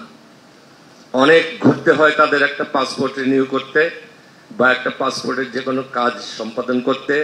আমাদের দল থেকে এই বিষয়ে অনেকবার আমরা পাসপোর্ট অফিসে গিয়েছি, কিন্তু খুব একটা বেশি সুবিধা করতে পারছি না। আপনারা এটার জন্য যদি একটা সংস্কার প্রস্তাব দেন পাসপোর্ট অফিসের জন্য, আমাদের শ্রমিকরা বিদেশে খুব উপকৃত হবে। ধন্যবাদ। আজকের সভার সভাপতি, প্রধান উপদেষ্টা, এখানে উপস্থিত রাজনৈতিক দলের নেতৃবৃন্দ, বাংলাদেশের কমিউনিস্ট পার্টি সিপিবি, আমরা আজকের যে উদ্যোগ, সেই উদ্যোগকে স্বাগত জানাচ্ছি।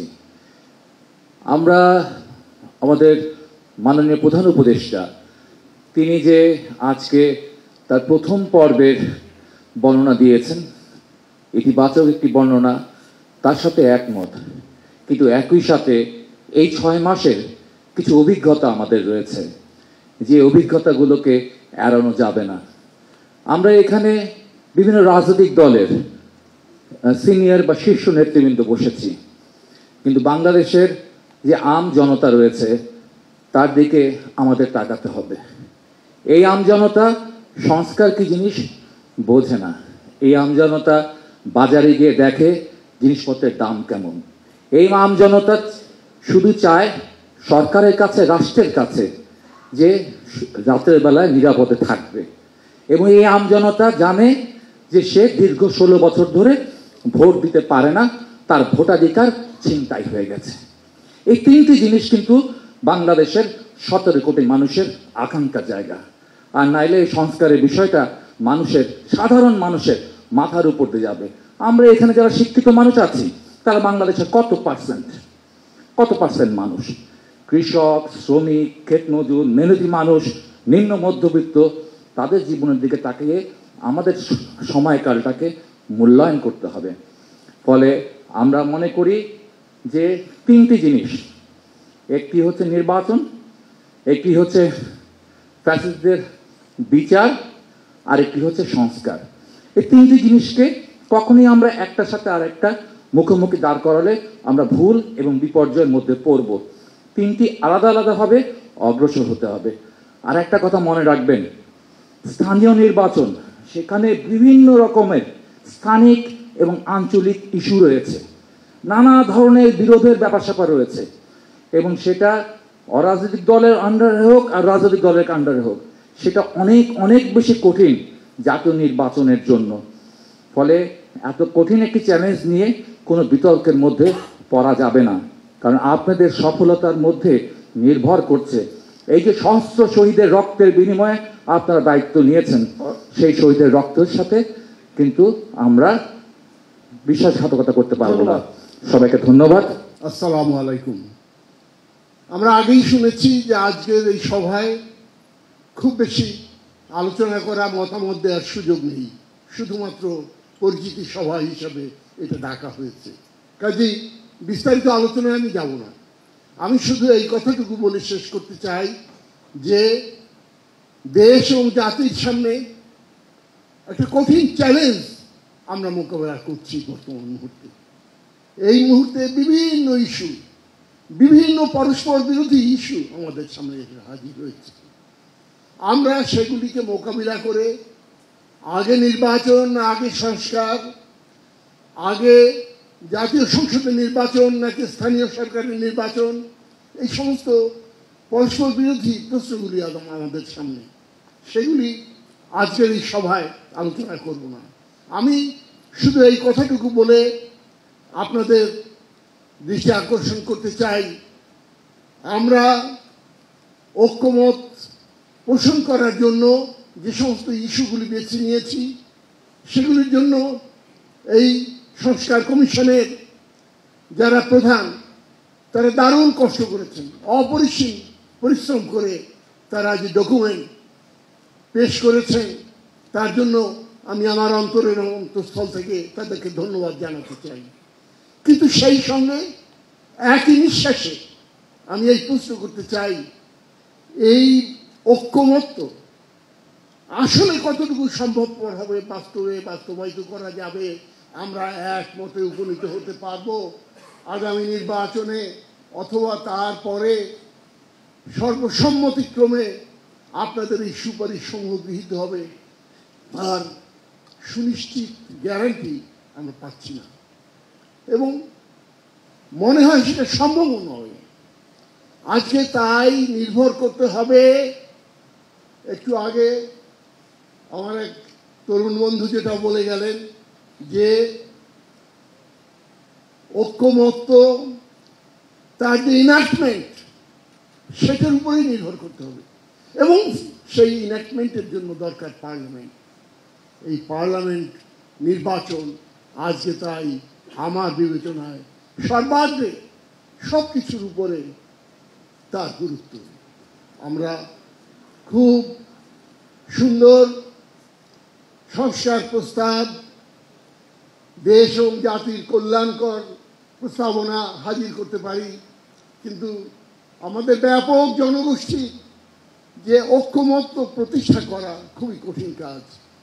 কাজেই যার মাধ্যমে এটাকে বাস্তবায়িত করা সম্ভব, সেই পার্লামেন্ট নির্বাচন সর্বাগ্রে আমাদের বিবেচনায় আসা উচিত, এবং সংস্কারের কাজ তাকে ওয়েলকাম করি, কিন্তু সেই সঙ্গে এই কথাটুকু বলবো, পার্লামেন্ট নির্বাচন নির্বিঘ্নে যত তাড়াতাড়ি সম্ভব সুসম্পন্ন করার জন্য আমাদেরকে অনেক ধন্যবাদ। আপনাদেরকে ধন্যবাদ। আজকের বৈঠকের সম্মানিত সভাপতি, প্রধান উপদেষ্টা এবং কমিশন সমূহের প্রধান আমাদেরকে দেখেছেন, এবং তার এই ডাক শুরু হয়েছে অনেক আগে থেকেই। এটা সম্ভবত চতুর্থ বৈঠক রাজনীতিবিদদেরকে নিয়ে এইভাবে সময় দিয়ে এবং রাজনীতিবিদদেরকে বা রাজনৈতিক দলগুলোকে এইভাবে সম্মান জানানোর জন্য তাকে ধন্যবাদ জানাচ্ছি। এখানে কিছু কমিশনের রিপোর্টগুলি সবগুলি আমাদের সামনে আসেনি, এই কম্পিউটার থেকে এইগুলি পাঠোদ্ধার করারও অনেকটা কঠিন। এই জন্য যে আমাদের প্রফেসর আলী রিয়াজ সাহেব বলেছেন আমাদেরকে হার্ড কপি দিয়ে দিবেন, আমরা সেখান থেকে পরবর্তী আলোচনায় যাব। কিন্তু আমি বলবো সংবিধান সংস্কারের ব্যাপারে কিছু বিষয় আছে যেগুলি আমাদের হালে লেগেছে। যেমন একটা হইল আল্লাহর উপর আস্থা ও বিশ্বাস। এটা যদি শুরু থেকেই না থাকতো ওটা কোনো কথা হতো না। তো যেহেতু একবার সংবিধানে এটা অন্তর্ভুক্ত ছিল, আল্লাহর উপরে আস্থা ও বিশ্বাস, আরেকটা ছিল রাষ্ট্রধর্ম ইসলাম। দুইটা জিনিস একবার সংবিধানে আসার পরে, একটা দেশে স্বীকৃত হয়ে যাওয়ার পরে এটাকে বাদ দেওয়া এটা খুব একটা কঠিন বিষয়। তারপরে এখানে যুক্ত হয়েছে বহুত্ববাদ। এই বহুত্ববাদকে কিছুতেই দেশের মানুষ গ্রহণ করবে না। এই জন্যে এই বিতর্কিত বিষয়গুলি প্রথমেই চলে আসার কারণে আমি মনে করি এটা একটু তিক্ত হলেও যে এই কমিশনের সংবিধান সংশোধন করার মানসিকতার ব্যাপারে প্রশ্ন দেখা দিয়েছে যে আসলেই ওনারা এই দায়িত্ব সঠিক মতে পালন করছেন কিনা, এদেশের জনগণের নার্ভ বুঝতে পারতেছেন কিনা, মানসিকতা বুঝতে পারছেন কিনা, তারা এই নিয়ে কথা বলবো। তৃতীয় বিষয়টা হলো যে নির্বাচন। যদি আমরা স্থানীয় নির্বাচনে যাই তাহলে এটাকে কৃত্রিমভাবে এখানে একটা মারামারি অরাজকতা সৃষ্টি করা হবে, শত শত হাজার হাজার রক্ত এখানে ঝরতে পারে। এরপরে প্রশ্ন আসবে নির্বাচন কমিশন ব্যর্থ, এই নির্বাচন কমিশনের অধীনে নির্বাচনে যাব না, এই সরকার ব্যর্থ, এইসব কথাবার্তা আসবে। এই জন্যে আমি মনে করি, আমার দল মনে করে যে জাতীয় নির্বাচন এখন এটাই তত্ত্বাবধায়ক সরকারের কাজ। এই জাতীয় নির্বাচন দিয়ে ওনারা সুন্দরভাবে নির্বাচিত সরকারের কাছে ক্ষমতা হস্তান্তর করে তারা সুনাম নিয়ে তারা বিদায় হয়ে যাবেন, এটা আমরা আশাবাদ ব্যক্ত করে অনেক ধন্যবাদ। আমি আপনাকেও ধন্যবাদ জানাচ্ছি। আমি এটাকে প্ল্যানারি সেশন হিসাবে ধরছি এবং সকল রাজনৈতিক দলের নেতাদের উপস্থিতিতে আমাদেরও একটা সুযোগ করে দিয়েছেন। অনেকটা মিলন মেলা হয়েছে আজকে এবং আমরা মন খুলে প্রাণ খুলে একে অপরের সাথে কথা বলার চেষ্টা করেছি টি ব্রেকের সময়। তো যেহেতু পরবর্তী সেশনগুলো হবে প্রত্যেকটা কমিশনের প্রস্তাবনা নিয়ে, তো আজকে যে অবস্থা দেখলাম, এখন যদি সংস্কার বিষয়ে আলোচনা শুরু করি তাহলে তর্ক বিতর্ক এমন পর্যায়ে পৌঁছাবে শেষে পরিবেশ রক্ষা করাও কঠিন হয়ে যাবে। কারণ এখন যেহেতু আমরা বলছি যে এটা আমাদের সরকার, গণ অভ্যুত্থানের মধ্য দিয়ে আমরা আমাদের সরকার প্রতিষ্ঠা করেছি, এখন আমরা সকল দলেই চাচ্ছি যে আমাদের এজেন্ডা যেন আপনারা বাস্তবায়ন করেন। এটা তো সম্ভব না। সুতরাং মিনিমাম কতগুলো বিষয়ে আমাদের ঐক্যমত থাকতে হবে। কিন্তু আপনাদের সংস্কারের মধ্যে এত ব্যাপকতা এসে গেছে, আমার মনে হয় না যে সব কিছু নিয়ে আমরা সবাই ঐক্যমতে পৌঁছাতে পারবো। সুতরাং যেটুকুন করলে না, যেমন ধরো বিচার বিভাগের মধ্যে এখনো নানান ধরনের অস্থিরতা চলছে, এখানে তো এটা খুব বেশি আলাপ আলোচনার বিষয় না, এটা তো খুব দ্রুততম সময়ে এখানে একটা স্থিরতা আনা দরকার। কারণ জনগণ ন্যায় বিচার থেকে বঞ্চিত হচ্ছে নানানভাবে। একইভাবে যে দুদক বলেন, পাবলিক সার্ভিস কমিশন বলেন, সোন, যেসব প্রতিষ্ঠানগুলো নষ্ট হয়ে গেছে সেগুলো তো করতেই পারেন, সেটা নিয়ে তো আমাদের খুব বেশি আলাপ আলোচনা করে আমাদের দ্বিমত থাকবে না।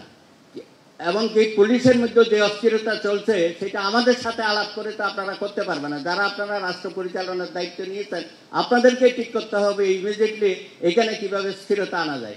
আরেকটা বিষয় বলবো, যেটা পুরা বাংলাদেশ একটা, যেমন মামলা বাণিজ্য, শত শত হাজার হাজার লোকের বিরুদ্ধে মামলা দেওয়া হচ্ছে, নিরীহ লোকের বিরুদ্ধে মামলা দেওয়া হচ্ছে এবং এই মামলাগুলো দেওয়ার পরে আগের স্টাইলে ফোন করা হচ্ছে যে আপনাদের নাম আছে, আপনারা আসেন, যোগাযোগ করেন। এবং এটা আইনশৃঙ্খলা বাহিনীতেও হচ্ছে, কোনো কোনো রাজনৈতিক দলের নেতাকর্মীরাও এইসব ব্যবসার মধ্যে শুরু হয়ে গেছে, যেটাকে বলা হচ্ছে মামলা বাণিজ্য। এটা নিয়ে তো আমাদের সাথে আলাপ করার দরকার নাই, এগুলো আপনারা জানেন সব কিছুই। এগুলো খুব দ্রুততম সময়ে এগুলো একটু সমাধান করেন, কারণ আপনারা একটা জনপ্রিয় সরকার। আমরা চাই না যে আপনার জনপ্রিয়তা তাড়াতাড়ি অজনপ্রিয় হয়ে যান, এটা আমরা চাই না। সুতরাং খুব দ্রুততম সময়ে একটা আমাদের জাতীয় সংসদ নির্বাচনের ব্যবস্থা করে দেন, যাতে আমরা সমস্ত রাজনৈতিক দল সকলে সেই পথে অগ্রসর হই এবং আমরা জনগণের কাছে আমাদের রাজনৈতিক এজেন্ডা আমরা জনগণের কাছে দেব। আপনাদের কাছে যদি আমাদের রাজনৈতিক এজেন্ডা দিতে যায় তাহলে একটা আপনারা এটা পরিপূর্ণ বা সম্পূর্ণ করতে পারবেন না। এখন এখানে 52 থাকবে, 62 থাকবে, 71 থাকবে, অবশ্যই থাকবে। তো এগুলো বাদ দিয়ে তো বাংলাদেশের ইতিহাস অগ্রসর হইতে পারবে না। সুতরাং আমার মনে হয় যত কম বিতর্ক করা যায় এবং সকলকে নিয়ে, আপনি যেটা বলেছেন বহুত্ববাদ, এই দেখেন বহুত্ববাদ নিয়েও এখানে কিন্তু এক ধরনের বিতর্ক সৃষ্টি হয়ে গেছে। হয়তো এগুলো যদি আরও আমরা আলোচনা করি, যার যার অবস্থান থেকে সে বক্তব্য দেবে। তো আশা করি আমরা সকলেই চাইব আপনি বিশ্বনন্দিত একজন ব্যক্তি, আপনার হাত ধরে বাংলাদেশে একটা সুন্দর গণতান্ত্রিক মানবিক বাংলাদেশ প্রতিষ্ঠা লাভ করবে এবং ভবিষ্যতে রাজনৈতিক দলগুলো সেই ধারাটা অব্যাহত রাখবে, সেই আশাবাদ ব্যক্ত করছি। সকলকে ধন্যবাদ।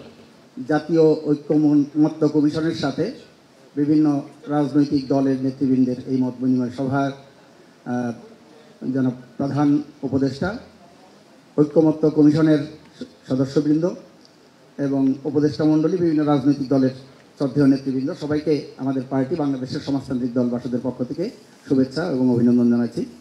আমরা প্রথমেই ধন্যবাদ জানাচ্ছি মাননীয় প্রধান উপদেষ্টাকে এই ঐক্যমত্য কমিশনের সভায় আমাদেরকে আমন্ত্রণ জানানোর জন্য। ইতিমধ্যে দীর্ঘ আলোচনা হয়েছে আমি যতটুকু বুঝেছি, এবং বাংলাদেশের এই জুলাই আগস্ট 24-এর গণ অভ্যুত্থানের মধ্য দিয়ে যে পরিবর্তন সাধিত হয়েছে, এই পরিবর্তনকে এগিয়ে নিয়ে যাওয়ার জন্য বাংলাদেশের মানুষ ঐক্যবদ্ধ এবং বদ্ধপরিকর। তো সেই লক্ষ্যে আমরা অগ্রসর হওয়ার জন্যই নানা আলোচনা, আয়োজন, মত বিনিময় এগুলো করছি। যে সংস্কার কমিশনগুলো করা হয়েছে তার উপরে মতামত দেওয়ার জন্য ইতিমধ্যেই বলা হয়েছে, পরবর্তীকালে ধাপে ধাপে আলোচনা হবে এবং সেগুলোতে ইনডেপথ, খুব গভীরভাবে এবং পর্যালোচনামূলক যে আলোচনা সেগুলো করা যাবে। আমরা আশা করি সেই ব্যাপারে আমরা সেগুলো করব। কিন্তু একটা বিষয় এখানে আমি একটা প্রস্তাব রাখতে চাই যে এই ঐক্যমত্য কমিশনের পক্ষ থেকে সংস্কার কমিশনের যে প্রস্তাবগুলো, আমরা জানি আমাদের দলের পক্ষ থেকে আমরা এই সংস্কার কমিশনে সুপারিশগুলো আমরা রেখেছিলাম। বিভিন্ন দল আমার জানা মতে তারাও সুপারিশগুলো দিয়েছে, অংশীজনরা দিয়েছে, সুশীল সমাজ, বিভিন্ন ব্যক্তি এবং সংগঠনের পক্ষ থেকে। আমার মনে হয় যে কোন কোন বিষয়ে ঐক্যমত্য আছে সেগুলো যদি নির্ধারণ করে এই ঐক্যমত্য কমিশনের পক্ষ থেকে দেওয়া হয়, যে এতগুলো রাজনৈতিক দল, এতগুলো ব্যক্তি, এতগুলো সংগঠন, সামাজিক সাংস্কৃতিক সংগঠন, অংশীজন, সুশীল সমাজ, তারা এই প্রস্তাবের সাথে একমত আছে, যে 5টা প্রস্তাবের প্রতি তারা ঐক্যমত্য আছে, সেগুলো সাপ্লাই করলে ভালো হয়। এই প্রস্তাবের প্রতি এতগুলো দলের সমর্থন আছে, এতগুলো দলের সমর্থন নাই, তাইলে আমার মনে হয় সেগুলো সর্ট আউট করতে খুব সুবিধা হবে। সেটা করলে ভালো হবে, যেটা করা দরকার। আর না হলে প্রতিদিনই আলোচনার মধ্যে কিন্তু আমরা ঘুরপাক খাবো, সেই আলোচনাগুলো একটু করলে ভালো হয়। আর এটা ইতিমধ্যেই যে আলোচনাগুলো এসেছে, যে সংস্কার কমিশনের যে সুপারিশ যতটুকু আমরা পত্রপত্রিকায় দেখেছি, ওয়েবসাইটে যতটুকু দেখতে পেরেছি, সেখানে অনেকগুলো বিষয় বিস্তৃত আকারে এখানে উল্লেখ করা হয়েছে। কিছু বিষয় আছে যে আমরা খুব সহজেই ঐক্যমত্য পোষণ করব, কিছু বিষয় আছে যেগুলো নিয়ে বিতর্ক হবে, কিছু বিষয় আছে যেগুলো নিয়ে সরাসরি বিভিন্ন রাজনৈতিক দলগুলোর সাথে বিরোধ হবে। কাজেই যেগুলো ঐক্যমত্য হবে, সহজে গ্রহণ করতে পারবো, সেগুলো গ্রহণ করব। যেগুলো নিয়ে বিতর্ক করা যায় সেগুলো নিয়ে আমরা বিতর্ক করব, বিতর্ক করে ঐক্যমত্যে বসবো। এগুলো যেগুলো বিরোধপূর্ণ সেগুলো আমার মনে হয় এড়িয়ে যাওয়াই ভালো এই মুহূর্তের জন্য। তাহলে সেই জন্যে সেই বিষয়গুলো খেয়াল রেখে আমার মনে হয় যে আলোচনাগুলো যদি অগ্রসর হয় তাহলে আমরা এগোতে পারবো। আমরা বলতে চাই যে ইতিমধ্যেই মাননীয় প্রধান উপদেষ্টা এখানে উল্লেখ করেছেন যে 6 মাস আমরা প্রথম ধাপ অতিক্রম করেছি। আমাদের অনেক সাফল্য আছে, যে এই সাফল্যের একটা অর্জন আজকের এই সভাও, এবং আরো অনেকগুলো বিষয় আছে। সেই সাফল্য ব্যর্থতাগুলো নিয়ে অনেকগুলো ব্যর্থতাও আছে। অনেকগুলো মানুষ ইতিমধ্যেই রুবেল বলেছেন, বাজার, আইন শৃঙ্খলা পরিস্থিতি, বিচার বহির্ভূত হত্যাকাণ্ড, মাদার ভাঙ্গা, নারীদের ফুটবল খেলা বন্ধ ইত্যাদি ইত্যাদি ঘটনাগুলো নিয়ে এই 6 মাসের একটা শ্বেতপত্র এই অন্তর্বর্তীকালীন সরকারের পক্ষ থেকে দেশবাসী অনেক ধন্যবাদ প্রকাশ করা দরকার, যেটাকে ধরে আপনারা আলোচনা করতে পারবে, পর্যালোচনা করতে পারে এবং একটা প্রশ্নরেখা সেটা আমরা প্রণয়ন করতে পারবো। এবং সেই কথা বলে এবং অতি দ্রুত একটা যুক্তিসঙ্গত সময়ে প্রয়োজনীয় সংস্কার সেগুলো সম্পাদন করে একটা নির্বাচনের দিকে আমাদের এগোনো দরকার। এই আহ্বান জানিয়ে সবাই ধন্যবাদ। জনাব মঞ্জুর রশিদ ফিরোজ। আসসালামু আলাইকুম কমরেডস, হযরত ওলামা একরাম এবং যারা আছেন। আমাদের আজকে এখানে আমরা 71-এর জেনারেশন, 90-এর জেনারেশন এবং 24-এর জেনারেশন এই ফরেন সার্ভিস একাডেমিতে একত্রিত হতে পেরেছি। এটা আমাদের জীবনে আপনাদের কাছ থেকে শিখছি। আপনারা আমাদের এই যে যারা সন্তান তুল্য আছে, আমাদেরকে আপনারা দেখছেন, এটা আমাদের জন্য একটি বড় পাওয়া। এবং যারা আমরা 5 তারিখে সবাই ঐক্যবদ্ধভাবে মাঠে ছিলাম, আমরা সবাই আজকে আবার এই মিলন মেলায় সবচেয়ে বড় একসাথে সবাই একত্রিত হতে পেরেছি। এই জন্য আমরা সবাই নিজেদের জন্য একটা হাততালি দিতে পারি।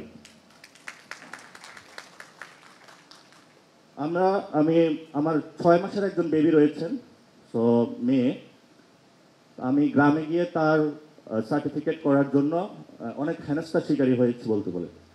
আমাদের যিনি ইউপি চেয়ারম্যান রয়েছেন উনি এখনও আওয়ামী লীগের নিয়োগকৃত, এটা বাতিল হয় নাই। তো আমি তাকে ফোন দিয়ে পাচ্ছিলাম না, আমার বাবাও তাকে অনেক খোঁজাখুঁজি করতে পায় নাই।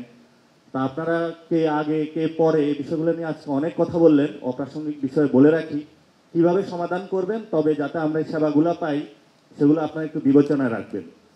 তা আজকের যে উদ্দেশ্য করে আজকে আমরা এখানে একত্রিত হয়েছি এবং মাননীয় প্রধান উপদেষ্টা আমাদেরকে সবাইকে আমন্ত্রণ করেছেন এবং এখানে যারা বিজ্ঞজনেরা রয়েছেন তাদের দীর্ঘ জীবনের এক্সপিরিয়েন্স অনুযায়ী হেড হিসাবে সংস্কার কমিশনগুলোতে কাজ করেছেন। আজকে ওনারা আমাদের কাছে ডেকেছেন যে আমাদের একটা সাপোর্ট চাচ্ছেন। তো আমরা জাতীয় নাগরিক কমিটি এবং ছাত্রদের পক্ষ থেকে আমরা ফুল সাপোর্টে আছি এবং আশা করি আপনারাও এটা সাপোর্টে থাকবেন। কিছু মতনৈক্য হতে পারে, কিন্তু আমরা সবাই কিন্তু রিপোর্টগুলো ওনাদের কাছে পাঠিয়েছি। তো আমরা সবাই জানি আসলে সবগুলা দলের মধ্যে এখানে একটা আন্ডারস্ট্যান্ডিং বা বোঝাপড়া আছে। আমরা প্রতিনিয়ত রাজপথ বা বিভিন্ন ফোরামে আড্ডা দিয়ে থাকি। তো আমরা কে কি বলবো সবাই কিন্তু জানি। তো ঐক্যমতের জায়গাটা কি সেটাও আমরা বুঝি, কে কার বিরোধিতা করবো সেটাও আমরা বুঝি। তাহলে আমরা কমিশনগুলোতে বসতে পারি, বসে আলোচনার মাধ্যমে দ্রুত দেশের একটি সংস্কার পর্যায়ে নিয়ে আসতে হবে। কারণ গত 53 বছরে বাংলাদেশের এমন কোনো প্রতিষ্ঠান বিরাজমান নাই যে একটি প্রতিষ্ঠানকে আঁকড়ে ধরে বাংলাদেশকে সামনে আমরা এগিয়ে নিয়ে যেতে পারবো। তো স্যার এখানে দায়িত্ব নিয়েছেন, উনি একটা ভাঙ্গা ঘর পেয়েছেন যার মধ্যে বৃষ্টি পড়ে, কিন্তু বৃষ্টির মধ্যে ঘুমাচ্ছেন। তা আমরা যদি এই ঘরটা নির্মাণ না করে দিয়ে যেতে পারেন তিনি, ভবিষ্যতে আমাদের কপালে দুর্দশা আছে। তো 5টি বিষয় আজকে কথা বলবো, যেহেতু টু দা পয়েন্টে কথা বলার জন্য বলা হয়েছে। সেটা হলো প্রধান উপদেষ্টা যে জুলাই চার্টারের কথা বলেছিলেন, আমাদের কিন্তু এই সংস্কারের সব কমিশনের সহ একটি সুন্দর জুলাই চার্টার প্রয়োজন এবং এই জুলাই চার্টার যে করব আমরা সেটার একটি আইনি বাধ্যবাধকতা প্রয়োজন। কারণ পরবর্তী যারা সরকারে আসবেন তাদের কিন্তু এই কাজটা চালিয়ে যেতে হবে। আমাদের স্বল্প মেয়াদী যে সংস্কারের কার্যক্রমগুলা স্যার শুরু করে দিয়ে যাচ্ছেন আমাদের সবাইকে, কিন্তু শেষ করার দায়িত্ব হলো আমাদের। স্বল্প মেয়াদী যে সংস্কার কার্যক্রম রয়েছে সেগুলো স্যার চালু করে দিয়ে যাবেন, আমাদেরকে একটি সুন্দর বাংলাদেশ উপহার দিবেন। কিন্তু গত 53 বছরে বাংলাদেশের যা অবস্থা হয়েছে এটা কিন্তু দীর্ঘ সময় ধরে সংস্কারের প্রক্রিয়াটা চলমান থাকবে। সেই সংস্কার প্রক্রিয়াটা চলমান থাকার জন্য আমাদের যেমন একটি চার্টার প্রয়োজন, সেই চার্টারের আবারই হলো একটি আইনি বাধ্যবাধকতাও প্রয়োজন। এটা আপনারা হলো সবাই ভেবে দেখবেন এবং আশা করি স্যারও এই বিষয়ে ভেবে দেখবেন। সেকেন্ড যে বিষয়টি আছে সেটা হলো আমাদের সংবিধান প্রণয়ন বা সংস্কারের ক্ষেত্রে যদি আমরা একে স্থায়ী রূপ দিতে চাই, এখানে আমরা আওয়ামী লীগের বিরুদ্ধে ঐক্যবদ্ধভাবে 5 তারিখে মাঠে ছিলাম, কিন্তু 72 সালে যে সংবিধানটা রয়েছে এই সংবিধানের মধ্য দিয়ে আমরা মনে করি যে বহুদলীয় গণতন্ত্রের বিকাশ বাংলাদেশে অসম্ভব এবং মানুষগুলোকে, বাংলাদেশের অসংখ্য মানুষকে 72 সালে সংবিধানে খারিজ করা হয়েছে। 24-এ আওয়ামী লীগের বিরুদ্ধে এবং তার দোষরদের বিরুদ্ধে আমরা সবাই রক্ত দিয়েছি। এই রক্তের মূল্যটা তখনই মূল্যায়িত হবে যদি সবাই আমরা ঐক্যবদ্ধভাবে শ্রমিক, মজুর, কুলি সবাইকে নিয়ে একটি গণপরিষদ নির্বাচনের দিকে যেতে পারি। এই গণপরিষদ নির্বাচনে গিয়ে যদি আমরা একটি সুন্দর সংবিধান প্রণয়ন করতে পারি যেটা বাংলাদেশের সকল মানুষকে ধারণ করে, ওই গণপরিষদের যে সভা রয়েছে সেটা যদি পার্লামেন্টারি সভায়, আইন সভায় আমরা রূপ দিতে পারি, আমরা মনে করি তাহলে বাংলাদেশের ভবিষ্যৎ সেখানে নির্ধারিত হবে। আদারওয়াইজ বাংলাদেশে একটি সংকটের জায়গা থেকে বাংলাদেশ বিশ্ব মঞ্চে হাজির হবে। স্যার দায়িত্ব নিয়েছেন, আমাদেরকে শুরু করে দিয়েছেন, আমরা যদি শেষ করতে না পারি এটা আমাদের ব্যর্থতা হবে। আমরা ওই ব্যর্থতার জায়গায় যেতে চাই না। 5 তারিখে আমরা সফলতার পরিচয় দিয়েছি, আমরা সবাই ঐক্যবদ্ধভাবে মাঠে ছিলাম। আর এখানে বারবার একটা কথা আমাদের সামনে এসে থাকে যে 15 বছরে কি কিছু করা হয় নাই? অবশ্যই আমরা সবাই করেছি। 13 সালে আমি একজন ইন্টারমিডিয়েট স্টুডেন্ট ছিলাম, সারা রাত আমাকে পাটা উপরের দিকে দিয়ে মাথাটা নিচের দিকে পুরো রাত ওসি আমাকে পিঠাইছে। 13 সাল কি 5 তারিখ ছিল? ছিল না। আমার সাথে ক্লাস 6-এর একটা বাচ্চা ছিল, তামিরুল মিল্লাতে পড়াশোনা করতো, ওই বাচ্চাটাকে ধরে আনে সারা রাত তাকে পিটানো হয়েছে। তো সবাই আমরা নির্যাতিত, দল মত নির্বিশেষে, পক্ষ গোষ্ঠী সবাই নির্যাতিত। 5 তারিখও আমরা নির্যাতিত হয়েছি, এখনো তো নির্যাতিত হচ্ছি। নির্যাতন বন্ধ করতে হলে তো সংস্কার কাজগুলো আমাদের চালু করতে হবে। এই যে জেলের মধ্যে তো আমরা সবাই থাকতে হবে, ঘর আর বাড়ি জেল তো আমাদের সমান হবে। জেলের মধ্যে আমরা কি অবস্থা, আমিও জেলে ছিলাম, গারদগুলোতে ছিলাম কি অবস্থা সেটা আপনারা দেখেছেন। তো সবগুলো বিষয়ের যদি আইনি কাঠামো যদি আমরা ঠিক করতে না পারি, যেটা আমাদের মূল সংবিধান, তাহলে আমাদের ভবিষ্যৎ কপালে খুব দুর্দশা আছে।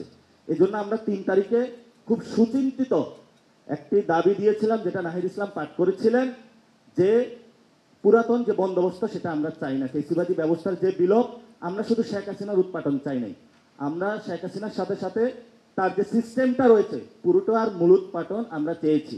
এটা একটা চলমান প্রক্রিয়া, আর আমরা মনে করি এটা সংস্কারের মধ্য দিয়ে এটা পসিবল একটা জায়গায় যেতে পারবে। দ্বিতীয় অংশে আমরা বলেছিলাম একটি নতুন রাজনৈতিক বন্দোবস্ত, নতুন রাজনৈতিক বন্দোবস্তের জন্য সংবিধানের মধ্যে কিন্তু বন্দোবস্তের মধ্যে দিয়ে চলতে হবে আমাদেরকে। তো আমরা আশা করি একটি গণপরিষদ বাংলাদেশে আপনারা সে বিষয়ে আস্তে আস্তে যাবেন।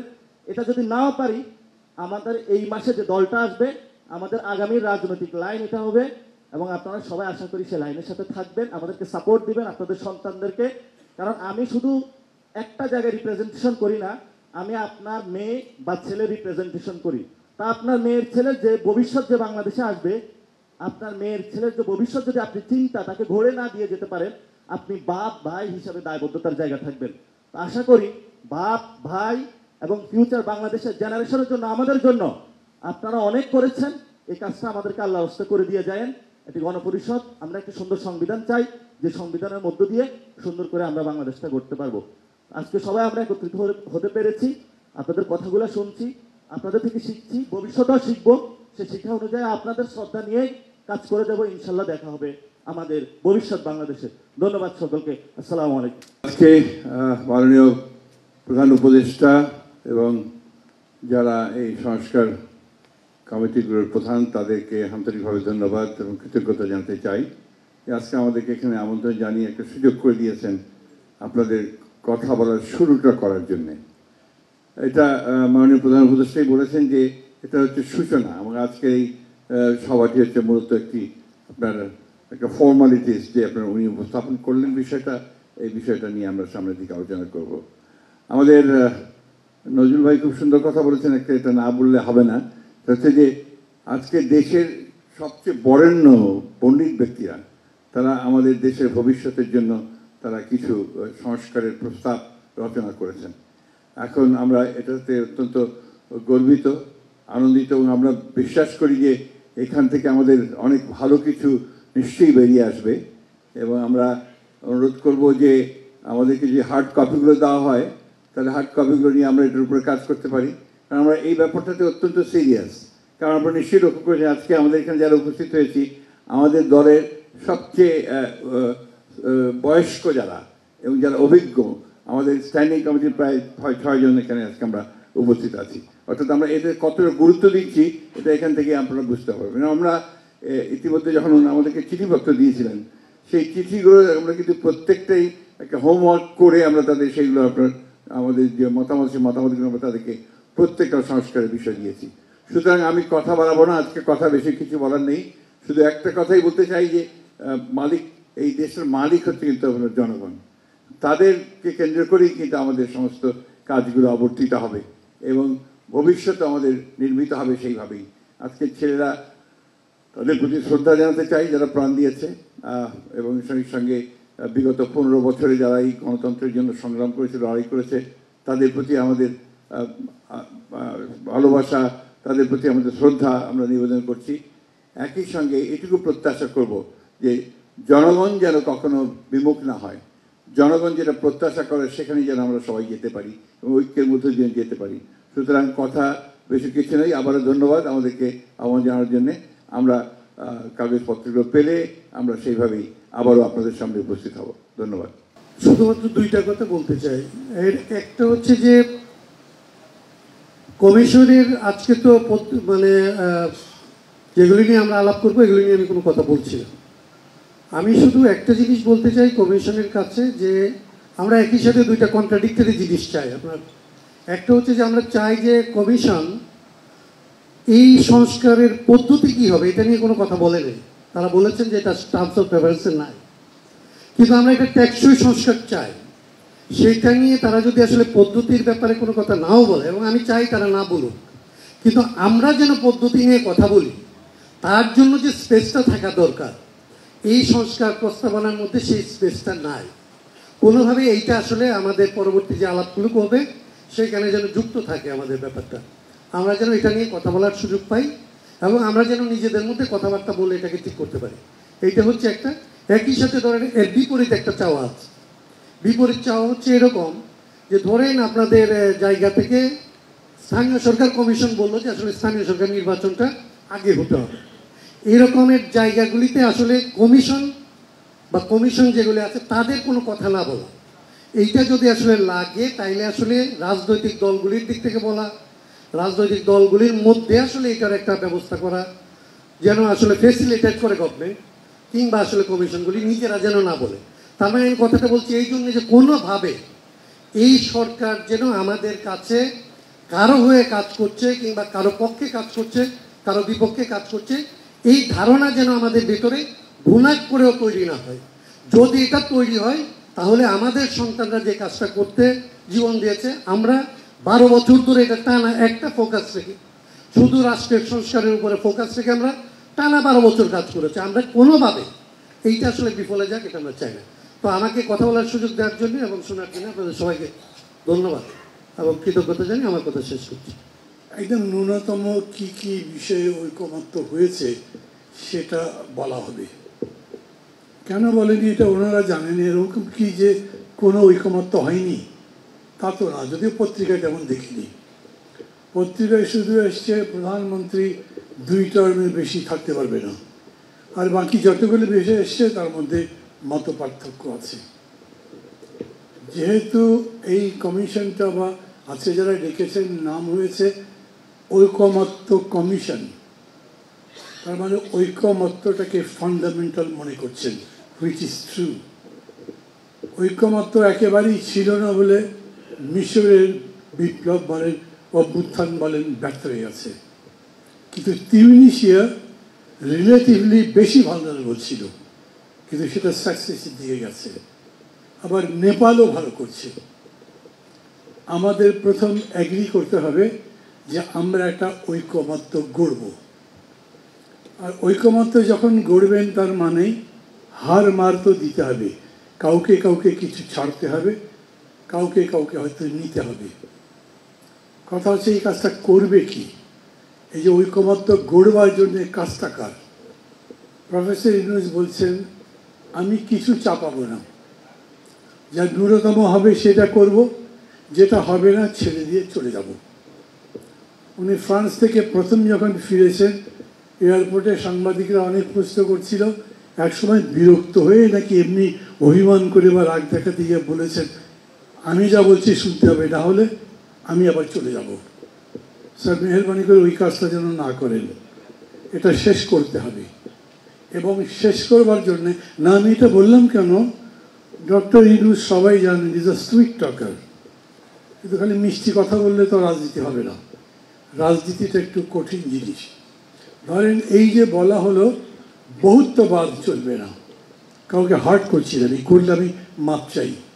গণতন্ত্রে বহুত্ববাদ না থাকলে সেটা গণতন্ত্র কিভাবে? এই কথাকে আমি বলতে পারবো, কার যদি কষ্ট লাগে, এই আলোচনা যদি করতে না পারি তাহলে এগোতে পারবো না।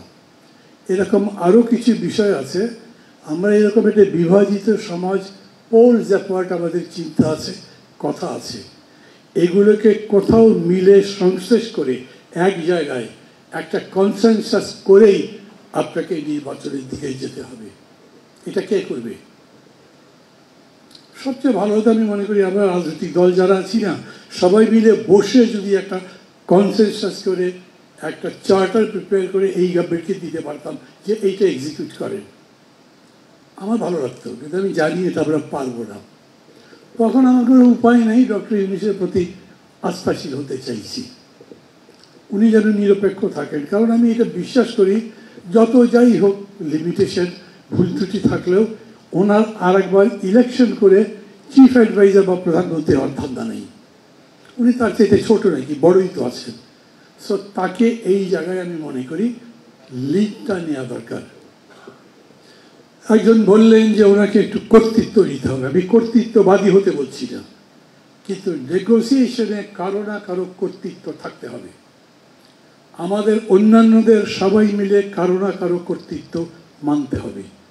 আমার মনের মধ্যে ভয় থাকতে পারে, যাকে আমি বিশ্বাসটা দিচ্ছি তিনি হয়তো আবার বিশ্বাসের বাইরে করতে পারেন। কিন্তু বাংলাদেশ সম্পর্কে আমরা এখনো হয়তো কতখানি ভাবছি জানি না, যে প্যান্ডোরার বাক্সটা আজকে খোলা হলো, এই বাক্স একসাথে বন্ধ করা খুব সহজ নয়। যদি করতে না পারেন তাহলে পাকিস্তানে যে অবস্থা হয়েছিল কনস্টিটিউশন বানাতে গিয়ে, তার চাইতে কঠিন অবস্থা হতে পারে।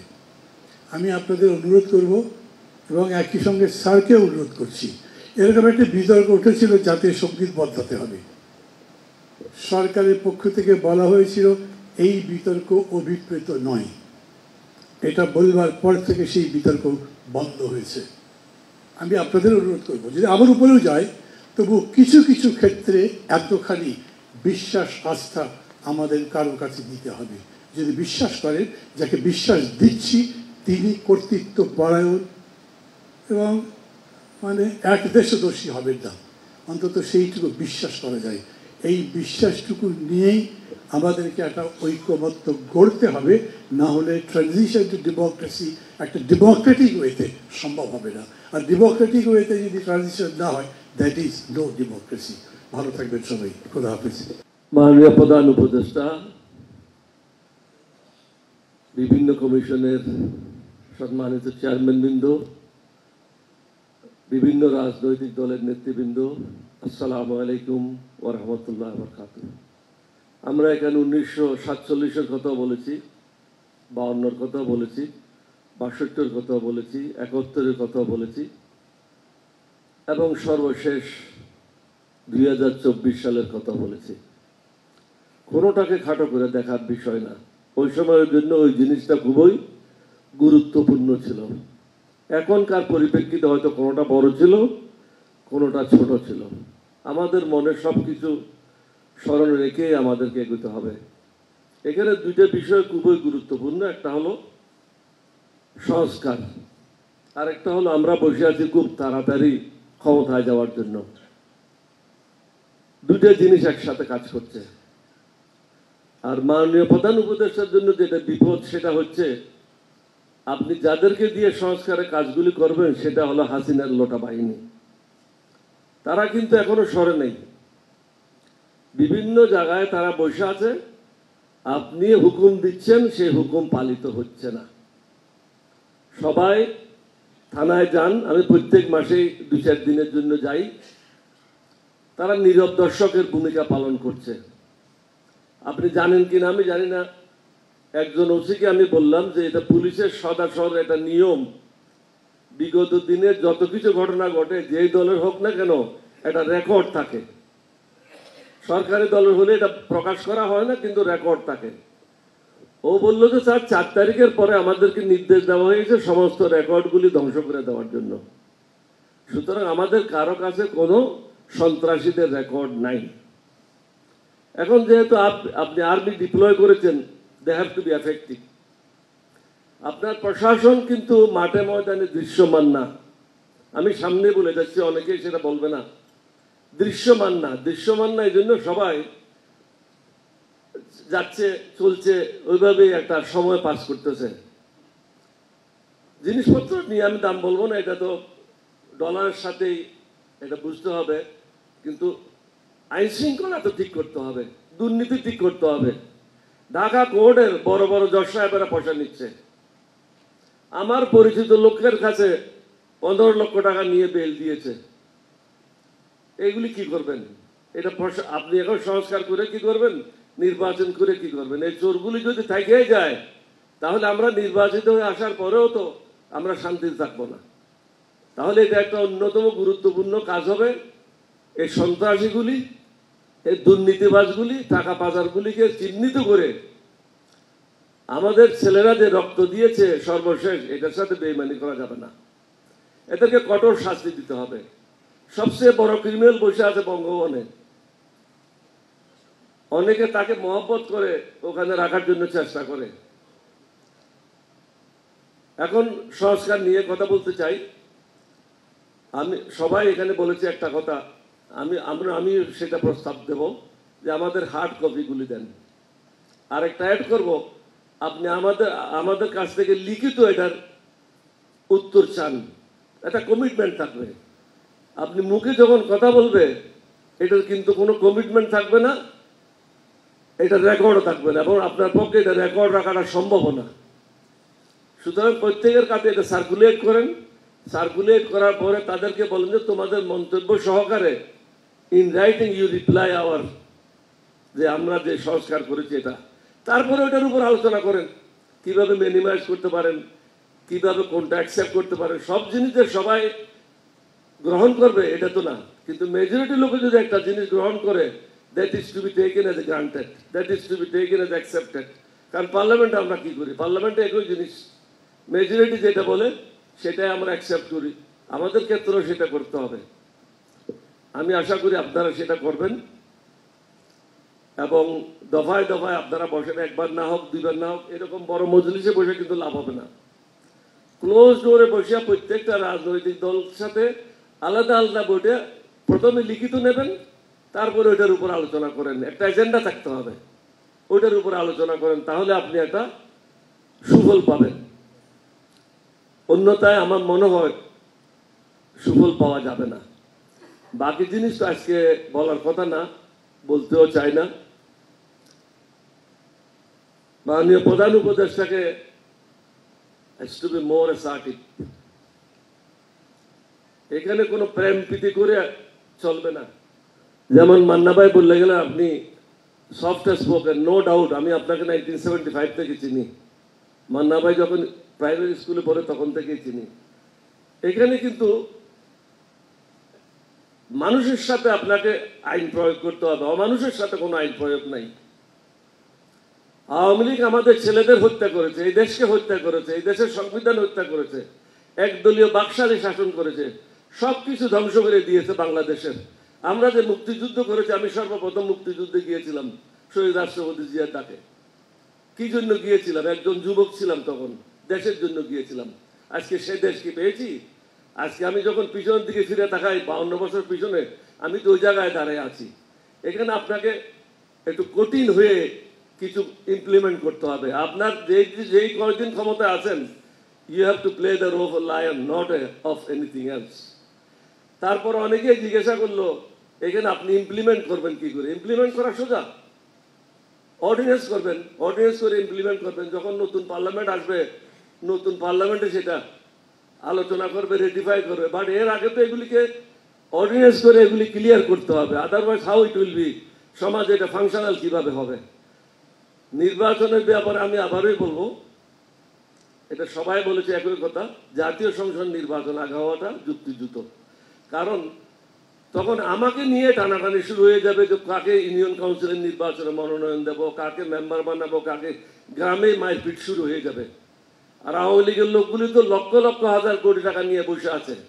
আপনি দেখছেন বিভিন্ন জায়গায় চুরি করে 15 জন 20 জন মিছিল করে আপনারা গালি দিচ্ছে, আমারে গালি দিচ্ছে, আমাদের সবাই গালি দিচ্ছে। এরা তো এখনো অনেকে লুকিয়ে যায় নাই। দ্বিতীয় তৃতীয় শ্রেণীর লোকগুলি তো এখনো আছে, তাদেরকে ধরতে হবে। তাদেরকে না ধরলে নির্বাচন সুষ্ঠু হবে না। তারা তো দানব, তারা তো মানব না। তাদের সাথে মানবের মতো ব্যবহার করে কোনো লাভ হবে না। তাদের প্রতি অত্যন্ত কঠোর এবং কঠিন হতে হবে। তাদের রাজনীতি বন্ধ করতে হবে। তারাও তো অনেকে রাজনীতি বন্ধ করেছিল। সুতরাং আমরা তাদের রাজনীতি বন্ধ করতে এত প্রেম প্রীতি কেন? কি কারণে? তারা আমাদের ছেলেদেরকে হত্যা করেছে, এটা তো কোনো অস্বীকার করার কিছু নাই। এই দেশের গণতন্ত্র তো তারাই হত্যা করেছে, তারাই তো একদলীয় বাকশাল করেছে, তারাই তো 72-এর সংবিধান করেছে। সুতরাং তাদের প্রতি, দেশদ্রোহীদের প্রতি কোনো মায়া মমতা দেখার কোনো অবকাশ আছে বলে আমি মনে করি না। সবাইকে ধন্যবাদ। প্রধান উপদেষ্টা এখানে উপস্থিত আছেন। আপনার কাছে একটা বিষয় আমি দৃষ্টি আকর্ষণ করছি, সেটি হচ্ছে যে এটা যেহেতু ঐক্যমত্য কমিশন হয়েছে, আমরা আজকে অনেক বিষয়ে কথা হয়েছে, অনেক পলিসি বিষয়ে কথা হয়েছে। আমরা আজকে এই জায়গা থেকে একটা বিষয় আমরা একমত হয়ে বের হয়ে যেতে পারি কিনা আমি জাস্ট একটা অনুরোধ করছি। সেটি হচ্ছে যে আমরা যেই ফাইট 5ই আগস্ট আমরা সমাধান করেছি, আমরা যেটা চূড়ান্ত সমাধান এবং জনগণ যেটা রায় 5ই আগস্ট দিয়ে দিয়েছে, এবার এটা আপনারা সিদ্ধান্ত নেবেন এটা পরবর্তী প্রজন্মের উপর আবার আপনারা চাপিয়ে দিবেন কিনা। এই যে আওয়ামী লীগের যে প্রশ্নটা আমরা দেখতে পাচ্ছি যে আওয়ামী লীগের রিহেবিলিটেশন বিভিন্নভাবে করার একটা প্রক্রিয়া হচ্ছে, কিভাবে তাদেরকে নির্বাচনে আনা যায়, তাদের ছাড়া নির্বাচন কি গ্রহণযোগ্য হবে কি হবে না, সেই বিষয়গুলো নিয়ে আলোচনা হচ্ছে, যেটা খুবই দুঃখজনক। আমরা এই বিষয়টির সমাধান 5ই অগাস্ট করেছি এবং মানুষ 5ই অগাস্টে রায় দিয়েছে, এবং একটা দল কতটা জনবিবর্জিত হতে পারে যার ফলে সেক্ষেত্রে তাকে দেশ ছেড়ে পালাতে হয়। আমরা যখন মিডিয়াতে দেখি, আমরা কিন্তু দেখি যে সাবেক প্রধানমন্ত্রী দেশ ত্যাগ করেছেন এভাবে লেখা হয়, কিন্তু আসল সত্যটা হচ্ছে উনি দেশ থেকে পালিয়েছেন। একটা দেশ থেকে কত জনবিবর্জিত হলে একটা দেশ থেকে এবং পৃথিবীর ইতিহাসে একটা বিরল নজির, যে ক্ষেত্রে আমরা দেখেছি যে গণভবনের প্রধান এবং হচ্ছে বাইতুল মোকাররমের প্রধান দুইজন একসাথে দেশ থেকে পালায়।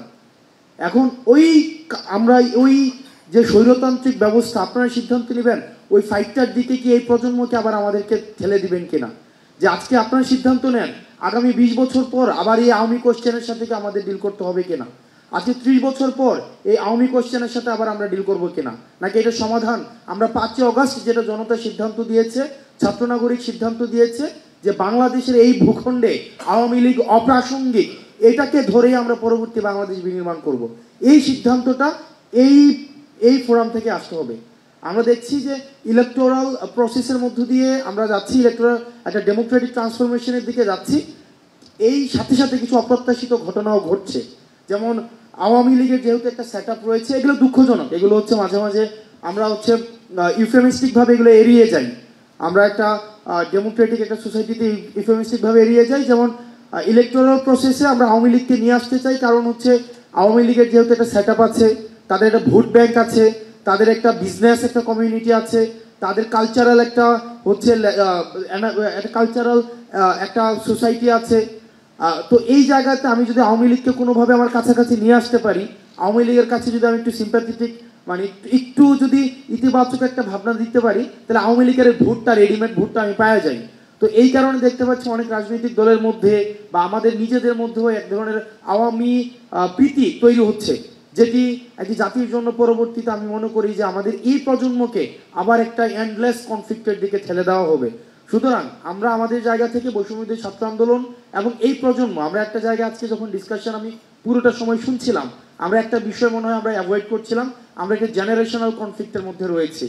আমাদের এই প্রজন্ম, আমার বয়স 27 বছর, অনেকে হয়তো মেম্বার অফ পার্লামেন্ট হয়েছে আজকে থেকে 35 বছর বা 40 বছর আগে এখানে উপস্থিত আছেন, বা অনেকে চাকরি করেছেন আরো 40 বছর আগে রিটায়ারমেন্টে চলে আসছেন, আমার বয়স সবে 27। তো আমি আমার জায়গা থেকে একটা বিষয়, আমরা এই জেনারেশন কনফ্লিক্টে আমরা এই প্রজন্ম আওয়ামী লীগকে ধারণ করার জন্য আমরা প্রস্তুত না। এখন আপনারা যদি আবার আমাদেরকে চাপিয়ে দেন যে আওয়ামী লীগকে, তাহলে এটা কিন্তু এক ধরনের এটা একটা ভমিটিং হবে, এবং এটার বার্ডেন, এটার দায়ভার আমরা আমাদের যারা পূর্ববর্তী প্রজন্ম আছে, অভিজ্ঞ প্রজন্ম আছে, রাজনৈতিক প্রজ্ঞা, রাজনৈতিকভাবে যারা বিচক্ষণ, তাদেরকেই কিন্তু আমরা সবসময় এই এলিগেশনটা দিয়ে যাব। তার মানে আওয়ামী লীগের বিষয়ে আমাদের একটা চূড়ান্ত সিদ্ধান্ত অতি সত্বর আসতে হবে, না হয় এই যে তরুণ প্রজন্ম এটা ফ্রাস্ট্রেশনের দিকে যাবে। এরপর হচ্ছে আমাদের যেই একটা দীর্ঘ 1.5 দশকের বেশি সময় ধরে আমাদের গুম খুন হত্যা নির্যাতন নিপীড়ন হয়েছে, Awami League as a party হিসাবে এগুলো করেছে। আমরা চাই এগুলোর বিচারটা ভিজিবল হোক, তাত্ত্বিক জায়গা থেকে এই জায়গাটা দৃশ্যমান হোক, যাতে করে ট্রাস্ট বিল্ডিংটা হয়। এই যে গুম খুনের গণহত্যার যে বিচারটা, এটা যেন খুব দ্রুততম হয়, এটাকে প্রায়োরিটি বেসিস যদি করেন, তাহলে আমাদের এই যে তরুণ প্রজন্মের কাছে যে কমিটমেন্টটা রয়েছে, এই কমিটমেন্টটা আমরা সেটার বাস্তবায়ন ঘটাতে পারি। আর সর্বশেষ যেটা হচ্ছে যে আমরা এটাকে টার্মিনোলজিতে যেটাই বলি না কেন, বিপ্লব বলি, এটাকে হচ্ছে গণ অভ্যুত্থান বলি, এটা তাত্ত্বিকতার জায়গা, এটা তাত্ত্বিকটা নির্ধারণ করবে যে বিপ্লব বা গণ অভ্যুত্থান যে বিষয়টা। কিন্তু আমরা যেটাকে এক্সপিরিয়েন্স করেছি, আমরা মনে করি এটার একাডেমিক এবং এটার অ্যাডমিনিস্ট্রেটিভ ইনস্টিটিউশনাল এটার অ্যাকনোলেজমেন্ট প্রয়োজন। এই ইনস্টিটিউশনাল অ্যাকনোলেজমেন্ট যদি না হয়, পরবর্তীতে দেখা যাবে রাজনীতির সুবিধার্থে এটাকে ডিজোন করার একটা প্রবণতা আবার আসতে পারে। সেই জন্য জুলাইয়ের যে ঘোষণাপত্র, এই জুলাইয়ের ঘোষণাপত্রটা এটা আপনারা উদ্যোগ নিয়ে এটা হচ্ছে বাস্তবায়ন করবেন, এটা আমাদের এই প্রজন্মের প্রত্যাশা। আমি কোনো রাজনৈতিক দল হিসাবে আমি কাউকে বিবেচনা করছি না, সেটা হচ্ছে আমরা ফেসিবাদ বিরোধী যে রাজনৈতিক দলগুলো ছিল, আমরা সবাইকে ফেসিবাদ বিরোধী রাজনৈতিক শক্তি হিসাবে দেখতে চাই। আপনাদের কাছে আমাদের প্রত্যাশা, এই জুলাই ঘোষণাপত্রটা যেটা উচিত ছিল আপনাদের পদক্ষেপ নেওয়া, যে ক্ষেত্রে আমার কাছে মনে হয়েছে যে তরুণরা যেহেতু এই পদক্ষেপটা নিয়েছে, এখন আপনারা দায়িত্ব নিয়ে সেটাকে বাস্তবায়ন করার জন্য আপনারা পদক্ষেপ নেবেন, এবং সংস্কারগুলো যেগুলোকে আমরা বলছি সংস্কার, এগুলোর দৃশ্যমান আমরা খুব দ্রুততম সময়ের মধ্যে দেখতে চাই, যেটির মধ্য দিয়ে আমরা তরুণ প্রজন্মের যে ট্রাস্ট বিল্ডিংটি সেটি হবে। আপনাদের সবাইকে ধন্যবাদ। আসসালামু আলাইকুম। উপস্থিত আজকে যাদের সুযোগ্য নেতৃত্বে এই বাংলাদেশ অথবা আগামী বাংলাদেশ সে সমস্ত প্রাজ্ঞ বিজ্ঞ রাজনীতিবিদবৃন্দ, আসসালামু আলাইকুম রহমতুল্লাহ। আজকের প্রোগ্রামটি তো বক্তৃতার নয়, সেটা তো বারবার দৃষ্টি আকর্ষণ করা হচ্ছে এবং সংস্কারের যে সমস্ত উপাদান আছে সেগুলি নিয়ে আমি আলোচনা করতে চাই। আমি ধন্যবাদ জানাতে চাই এই সরকারকে আজ হল এবং এই সরকারের সংস্কারে যারা প্রতিনিধিত্ব করছেন তাদেরকে। আমি মনে করি সরকার এ বিষয়ে সঠিকভাবেই এগোচ্ছে এবং যে প্রক্রিয়া ওনারা আগাচ্ছেন, আলাদা আলাদাভাবে কমিটি করেছেন, আমাদেরকে শেষভাবে অবহিত করেছেন, আমাদের সংস্কার প্রস্তাব যেন আহ্বান করেছেন। প্রত্যেকটি সংস্কার কমিশনের পরে আবার একটা শর্ট কমিটি করেছেন সেগুলোকে সিনক্রোনাইজ করার জন্যে। তারপরে আজকে এটাকে প্রাথমিক ইনফরমেশন বা শুরুটা করেছেন, এরপরে ইন্ডিপেন্ডেন্টলি এবং ইন্ডিভিজুয়ালি পার্টি ওয়াইজ আবার এক্সচেঞ্জ করবেন, বলে this is the proper way. এরপরে আবার যত একটা প্রোগ্রাম এখানে হতে পারে এবং আমরা ঐক্যমত্যে পৌঁছব।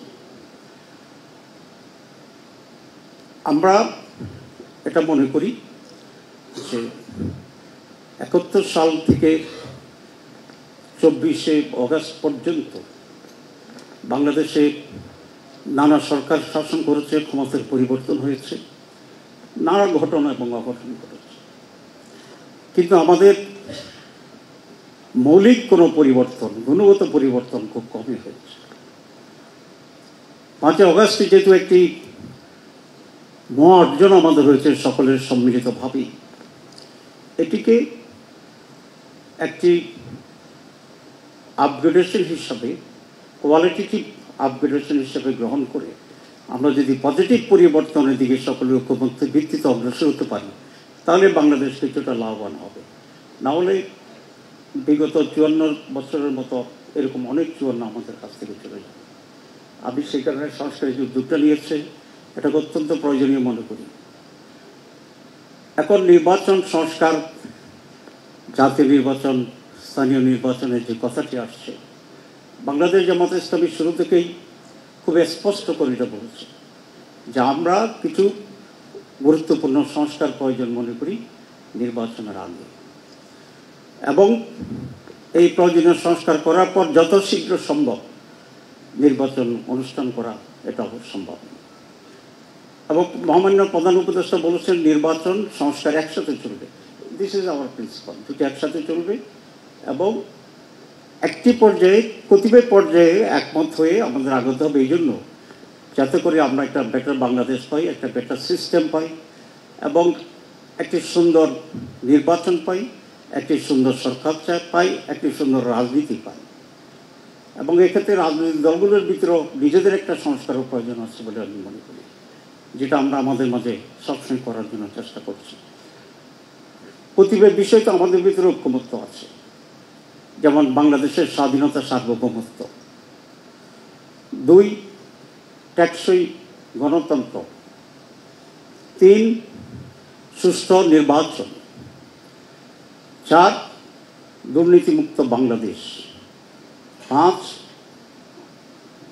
ন্যায়ের শাসন এবং সকলের জন্য ন্যায় বিচার পাওয়ার গ্যারান্টি।